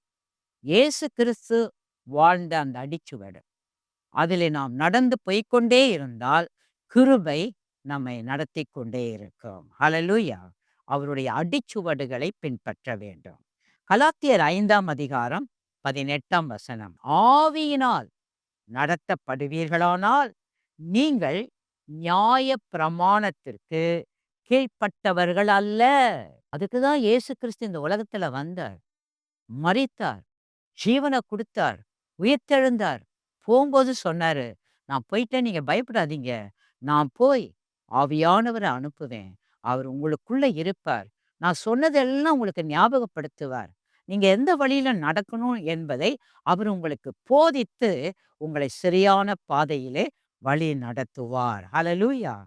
ரோமர் 8ஆம் அதிகாரம் 4ஆம் வசனம் 5ஆம் வசனம். மாம்சத்தின்படி நடவாமல் ஆவியின்படி நடக்கிற நம்மிடத்தில் நியாய பிரமாணத்தின் நீதி நிறைவேறும்படிக்கே அப்படி செய்தார். அன்றியும் மாம்சத்தின்படி நடக்கிறவர்கள் மாம்சத்துக்கு உரியவைகளை சிந்திக்கிறார்கள், ஆவியின்படி நடக்கிறவர்கள் ஆவிக்குரியவைகளை சிந்திக்கிறார்கள். ஹalleluya. எனக்கு அன்பான தேவனுடைய பிள்ளைகளே, இந்த உலகத்துல ஆண்டவராகிய இயேசு கிறிஸ்துவின் பிள்ளைகளாக வாழ்கிற நம்ம எல்லாருக்கும் ஆண்டவராகிய இயேசு கிறிஸ்து கொடுத்திருக்கிற மிகப்பெரிய ஒரு ஆசீர்வாதம் அவருடைய கிருபை. அவருடைய இரக்கம், அவருடைய தயவு. பல நேரத்துல நம்ம அவரை விட்டு ஓடிருவோம், பின்வாங்கி போயிருவோம். ஆனா கூட விடமாட்டாரு. எந்த இடத்துக்கு போனாலும் விடமாட்டாரு. அந்த இடத்துல வந்து நம்மை சந்திப்பார், நம்மோடு பேசுவார், மறுபடியும் அவருடைய அன்புக்குள்ளே கொண்டு வருவார். அநேகருடைய சாட்சிகளை கேட்டிருக்கிறேன். ஒருத்தர் பல கொலைகளை செஞ்சு சிறைச்சாலையில் இருக்கிறார். சிறைச்சாலையில போய் ஊழியம் செஞ்சவங்க அவருக்கு இயேசுவின் அன்பை பற்றி சொல்றாங்க. இயேசுவ அவர் ஏற்றுக்கொள்றாரு. அப்ப அவர் செய்த கொலைக்கு தண்டனை தூக்கு தண்டனை தான். அந்த தூக்கு தண்டனை அவருக்கு தீர்மானம் பண்ணிட்டாங்க.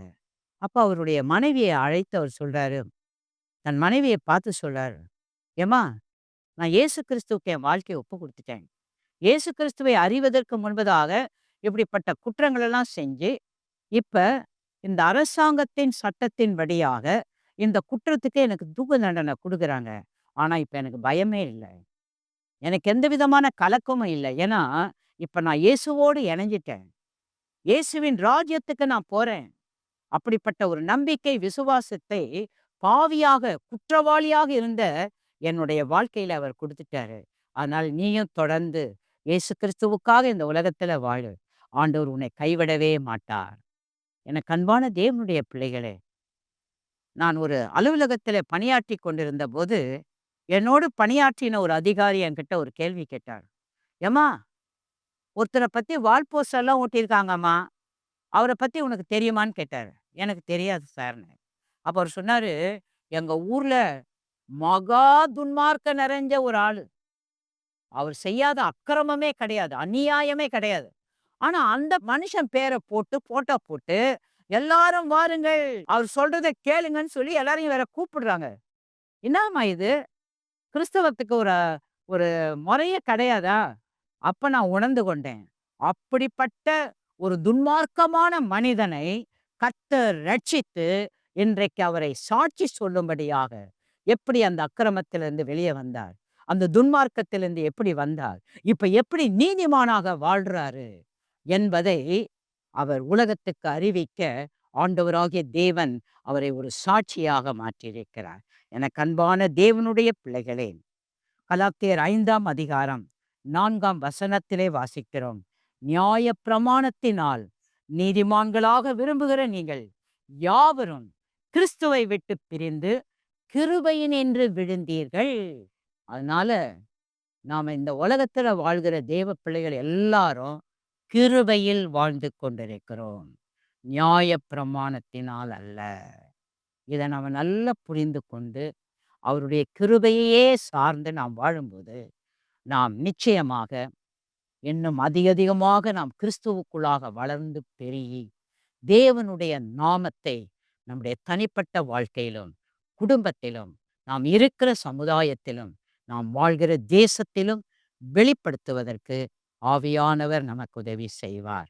ஆகவே நீங்கள் இருக்கிற இடங்களில், "ஐயோ, நான் இப்படியெல்லாம் பாவம் செய்கிறேனே, நான் இப்படியெல்லாம் அக்கிரமம் பண்றேனே, ஆண்டவர் என்னை மன்னிப்பாரா, என்னை ஏற்றுக்கொள்வாரா?" பயப்படாதீங்க. "இயேசுவே, என் வாழ்க்கையில வாங்க, என்னை பரிசுத்தப்படுத்துங்க, உங்க இரத்தத்தினால கழுவுங்க" என்று சொல்லுங்க. உங்களை நீதிமானாக மாற்றி விடுவார். உங்களை அவருடைய பிள்ளையாக மாற்றி விடுவார். உங்களை கொண்டு எதை செய்ய வேண்டுமோ அதை உங்கள் தனிப்பட்ட வாழ்க்கையில, உங்க குடும்பத்துல, நீங்க இருக்கிற இடத்துல கர்த்தர் கடைசி வரையிலும் உங்களை கொண்டு அதை நிறைவேற்றுவார். ஆண்டவருடைய சமூகத்துல நம்மை நாமே அர்ப்பணிப்போமா? எங்களை அளவில்லாமல் நேசிக்கிற பரலோக பிதாவே, பழைய ஏற்பாட்டு காலத்தில் நியாய பிரமாணத்தினால் ஒருவரும் நீதிமான்களாக்க முடியவில்லை. எல்லாரும் பாவம் செய்து தேவ மகிமையற்றவர்களானார்கள். ஆனால் எங்களுக்காக இந்த உலகத்திலே பிறந்து வளர்ந்து எங்களுக்காக ஜீவனையே கொடுத்த மூலமாக இன்றைக்கு கிருபையினாலே நாங்கள் எல்லாரும் ரட்சிக்கப்பட்டு உம்முடைய பிள்ளைகளாக இந்த உலகத்தில நாங்கள் எந்த விதத்திலெல்லாம் ஆசீர்வாதத்தை, வளர்ச்சியை, உயர்வை பெற்றுக்கொள்ள வேண்டுமோ அந்த விதத்திலெல்லாம் எங்களை நடத்துகிறீர் ஆண்டவரே. இதற்காக நாங்கள் உமக்கு நன்றி சொல்கிறோம். இந்த வார்த்தைகளை கேட்டுக்கொண்டிருந்த பிள்ளைகள் எந்த இடத்துல எப்படிப்பட்ட சோர்வில் இருந்தாலும் இன்றைக்கு உம்முடைய வல்லமை, அபிஷேகம், அக்கினி அவங்க மேல இறங்கட்டும். அவங்க தொடர்ந்து உமக்காக உம்முடைய ராஜ்யத்துக்காக வாழ அவர்களை உம்முடைய ஆளுகைக்குள்ளாக நாங்கள் ஒப்பு கொடுக்கிறோம். உம்முடைய நாமம் மாத்திரமே மகிமைப்படுவதாக இயேசுவின் மூலம் வேண்டிக் கொள்கிறோம் எங்கள் பரமபிதாவே. ஆமென். ஆமென். கர்த்தர் தொடர்ந்து உங்கள் ஒவ்வொருவரையும் அளவில்லாமல் ஆசீர்வதிப்பாராக. ஆமென். Glory to God. தேவனுக்கு மகிமை உண்டாகட்டும். தேவனுடைய சத்தம் நம் இதயத்தை ஆற்றியிருக்கிறது, தேற்றியிருக்கிறது. நமக்குள்ளே ஒரு நித்திய பேரானந்தம் நிலவிக் கொண்டிருக்கிறது. தேவ வார்த்தைகள் வரும்பொழுதெல்லாம் நம் இதயத்தில் களிப்பு, நம் மனம் மகிழ்ச்சி அடைகிறது. அப்படிதான் இன்றைக்கு தேவனுடைய வார்த்தை உங்கள் நடுவில் வந்தது. தேவனுடைய வார்த்தையை நாம் கேட்ட பொழுது நேரடியாக அவருடைய குரலை கேட்டது போல்தான் இருந்தது. அன்பர்களே, இன்றைய நாள் உங்களுக்கு ஒரு அற்புதத்தின் நாள். கர்த்தர் உங்களை இப்பொழுது இருக்கிறதை பார்க்கிலும் பெருக்கத்தை கட்டளையிட போகிறார். விருத்தி அடைவீர்கள். I will multiply. அதுதான் தேவனுடைய ஆசீர்வாதம். கூட்டல் நல்லதுதான், ஆனால் பெருக்கல் அதிகம். 3 8 கூட்டினால் 11, அவ்வளவுதான். 3 + 8 = 11. அதே பெருக்கல்ல பாருங்க, 3 × 8 24. 11 எங்க இருக்கு, 24 எங்க இருக்கு? அப்படிதான் பெருக்கம். நீங்கள் பெருகுவீர்கள். இந்த ஆண்டு கர்த்தர் உங்களை விருத்தி அடைய செய்வாராக. இருக்கிற இடங்களில் தயவாக எழுந்து நிறுங்கள். உலகளாவிய ஒரு ஜெபத்தை இப்பொழுது நாம் ஏறெடுக்கப் போகிறோம். நாம் அந்த கண்டங்களுக்கு போனதில்லை, அந்த தேசங்களுக்கு போனதும் இல்லை, அந்த தேச மக்களை பார்த்ததும் இல்லை. ஆனாலும் நாம் செய்கிற பிரார்த்தனையின் வழியாக அங்கே நாம் ஆவியிலே கடந்து போய் விடுகிறோம். ஆசீர்வாதத்தை கொண்டு சேர்த்து விடுகிறோம். கர்த்தர் நம் ஜெபங்களை கேட்டு விடுகிறார். ஜெபிக்கலாமா? தற்பொழுது அமெரிக்க தேசத்தில் கலிபோர்னியா என்ற அந்த மாகாணத்தில் ஏற்பட்ட ஒரு பெரிய தீ விபத்து உலகையே உலுக்கிவிட்டது. அந்த ஒரு நொடியில் தங்கள் உடைமைகளை இழந்து லட்சோப லட்சம் மக்கள் கதறிக்கொண்டிருக்கிறார். நாம் ஜெபிக்க வேண்டாமா? அங்கே ஜனாதிபதியாக பிரசிடென்ட் ட்ரம்ப் ஐயா அவர்கள் ஆட்சி செய்து கொண்டிருக்கிறார்கள். ஆண்டவன் அருள்தான் அங்கே இருக்கிற இருளை போக்க முடியும். நாம் ஜெபிப்போமா? கூடுதல் தெய்வ மனிதர்களுக்காக மற்றும் பல காரியங்களுக்காக ஜெபிக்கப் போகிறோம். நீங்கள் முடிந்தவர்கள் முழங்கால் போட்டுக்கொள்ளுங்க, இல்லை நின்று கொள்ளுங்க. முடியலன்னா பரவாயில்ல. பரிசுத்தமுள்ள எங்கள் நல்ல தந்தையே, கடந்த சில வாரங்களாக அமெரிக்காவை உலுக்கி கொண்டிருக்கின்ற இந்த கோரப்பிடி தீ விபத்து, இயற்கையின் சீற்றத்தால் ஏற்பட்ட அகோர நிகழ்வுகள் உலகையே உலுக்கிவிட்டது. ஒரு நொடியில் கோட்டீஸ்வரர்கள் எல்லாம் தெருகோடிக்கு வந்து விட்டார்கள். தெய்வமே, இரக்கத்தை காண். எந்த இடத்தில் எந்த தவறு, எந்த பாவம் மலிந்திருந்தாலும் ஒரு சிலர் வேண்டிக் கொள்கிற வேண்டுதலுக்கு பதில் தாரும்.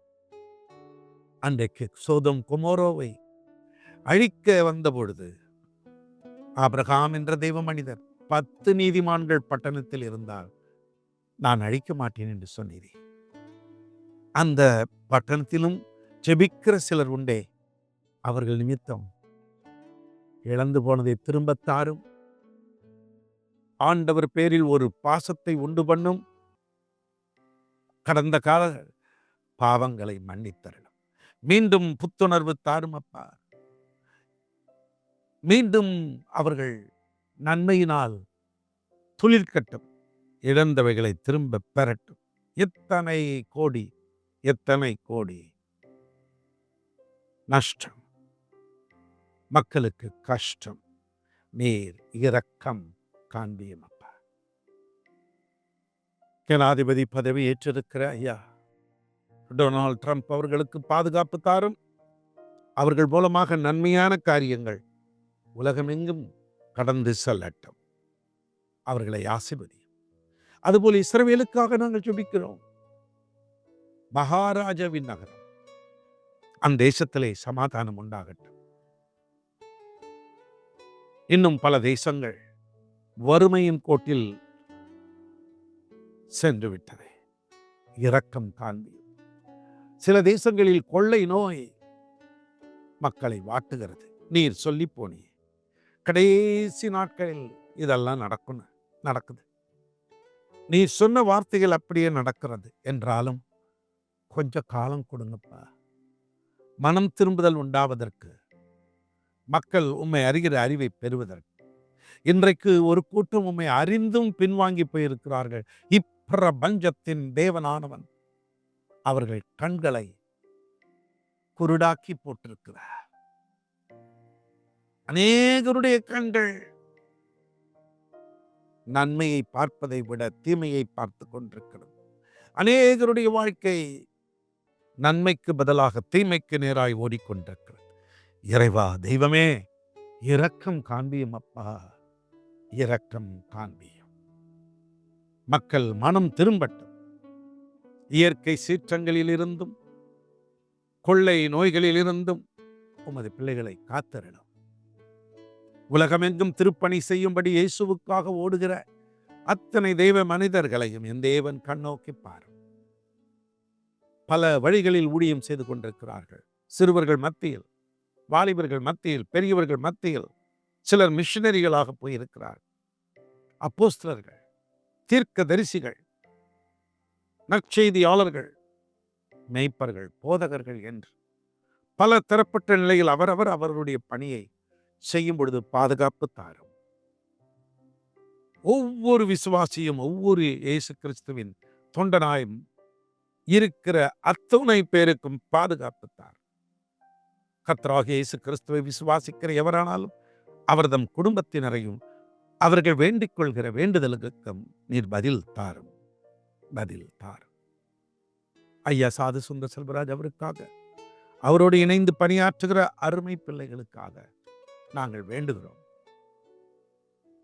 கடைசி கால செய்தி, கிறிஸ்தேசுவின் வருகைக்கு முன்பது மக்களை ஆயத்தப்படுத்த வேண்டும் என்ற மன உறுதியோடு செயல்படுகிற முது தாசனையும் அவரோடு இணைந்தவர்களை தேவன் ஆசீர்வதியும் அப்பா. ஏஞ்சல் டிவி இயேசு ஊழியங்களை தாங்குகிற அத்துணை பேரையும் தேவன் ஆசீர்வதி. எங்கள் மக்களில் பல தேசங்களில் பரவி இருக்கிறார்கள். நேயர்கள் இருக்கிற இடங்களில் அவர்களை ஆசீர்வதியும். கர்த்தருடைய கரம் ஒவ்வொருவரையும் தனித்தனியை தொட்டு ஆசீர்வதிக்கட்டும். இப்பொழுதும் கூட இந்த ஆராதனையில் பங்கெடுத்திருக்கிற நோய் கொண்டிருக்கிற மக்களை கண்ணோக்கி பாரும். நோய் நீங்கட்டும். அந்த டயபெட்டிக்ஸ், ஹைப்பர் டென்ஷன், டயாலிசிஸ் பண்ணி கொண்டிருக்கிறவர்கள், ஹார்ட் சம்பந்தப்பட்ட வியாதியில் வேதனையோடு இருக்கிறவர்களை என் ஆண்டவர் இயேசு கிறிஸ்து தொட்டு உங்க தழும்புகளினாலே சுகமாக்குங்க. இயேசுவின் ரத்தம் ஒவ்வொரு பேர் மேலும் இறங்கட்டும். எந்த நோயோ எந்த பேயோ உம்மால் முடியாதது ஒன்றும் இல்லை. தெய்வீக சுகத்தை நம்பி இயேசுவே என்னை சுகமாக்கும். கட்டிகள் மறையட்டும், புற்றுநோய்கள் அகலட்டும், கர்ப்ப பாத்திரங்களில் இருக்கிற வேதனைகள் அழியட்டும், நுரையீரல் சம்பந்தப்பட்ட நோய்கள் இல்லாமல் போகட்டும், சர்ம நோய்கள் மறையட்டும், கண் பார்வை இழப்பு, தொண்டையில் ஏற்பட்டிருக்கிற புண்கள், எந்தெந்த விதத்தில் இரத்த கட்டிகள் பாதிக்கிறதோ இயேசுவின் நாமத்தில் அவைகள் எல்லாம் வெளியேறட்டும். இயேசுவின் இரத்தத்தால் அந்த நோய்கள் சுகமாகட்டும். பில்லி சூனியம் மாந்திரிக சக்திகள், பல நிலைகளில் மக்களை வேதனைப்படுத்துகிற ஆவிகள் வெளியேறுவதாக. படித்த பிள்ளைகளுக்கு வேலை தாரும். வயது வந்துவிட்ட பிள்ளைகளுக்கு ஏற்ற வாழ்க்கை துணையை தாரும். திருமணம் முடித்த ஆண்டுகள் உருண்டோடியும் பிள்ளை இல்லையே என்ற ஏக்கத்தை நீக்கி அவர்களுடைய வாழ்க்கையில் ஒரு அற்புதத்தை செய்தருளும். தொடர்ந்து உம்முடைய திருக்கரங்களில் உமது பிள்ளைகளை ஒப்புக் கொடுக்கிறேன். ஆசீர்வதியும். ஆனந்த தைலத்தினால் அபிஷேகம் பண்ணும். இந்த வருடம் ஒரு விருத்தி அடைதலை நாங்கள் பார்க்க உதவி செய்யும். இயேசுவின் நாமத்தில் பிதாவே, ஆமென், ஆமென். ஏகோபித்து சொல்லுங்கள். என் ஆத்துமாவே கர்த்தரை ஸ்தோத்திரி, என் முழுவலமே அவருடைய பரிசுத்த நாமத்தை ஸ்தோத்திரி. என் ஆத்துமாவே கர்த்தரை ஸ்தோத்திரி, செய்த சகல உபகாரங்களை மறவாதே. கர்த்தர் உங்களை ஆசீர்வதித்து காக்க கடவர். கர்த்தர் தம்முடைய முகத்தை பிரகாசிக்க செய்து உங்கள் மேல் கிருபையாய் இருக்க கடவர். கர்த்தர் தம்முடைய முகத்தை பிரசன்னமாக்கி சமாதானம் கட்டளையிட கடவர். ஆமென், ஆமென். அன்பர்களே, நமது ஆராதனை முடிந்தாலும் அடுத்தடுத்து வரும் நிகழ்ச்சிகள் முடியாது. தொடர்ந்து உங்களை ஆவிக்குரிய ரீதியில் வளர செய்யும். பாருங்கள், ஒவ்வொரு நிகழ்ச்சியிலும் ஒரு புதுமையை பார்ப்பீர்கள். இன்று இரவு 10:30 மணிக்கு அப்பம் கிளாஸே, அதாவது விடுதலை, தனிப்பட்ட மனிதனின் வாழ்க்கையில் விடுதலை அல்லது எந்தெந்த காரியத்தில் விடுதலை, அதை பற்றி விவரமாக பாஸ்டர் சாராராஜன் ஜான் போதிப்பார்கள். ஆங்கிலத்தில் மொழியாக்கம் செய்யப்படும். அந்த நிகழ்ச்சியை பாருங்கள். மீண்டும் இன்னொரு நிகழ்ச்சியை நான் உங்களை சந்திக்கும் வரை கர்த்தர் உங்களை அளவில்லாமல் ஆசீர்வதிப்பாராக.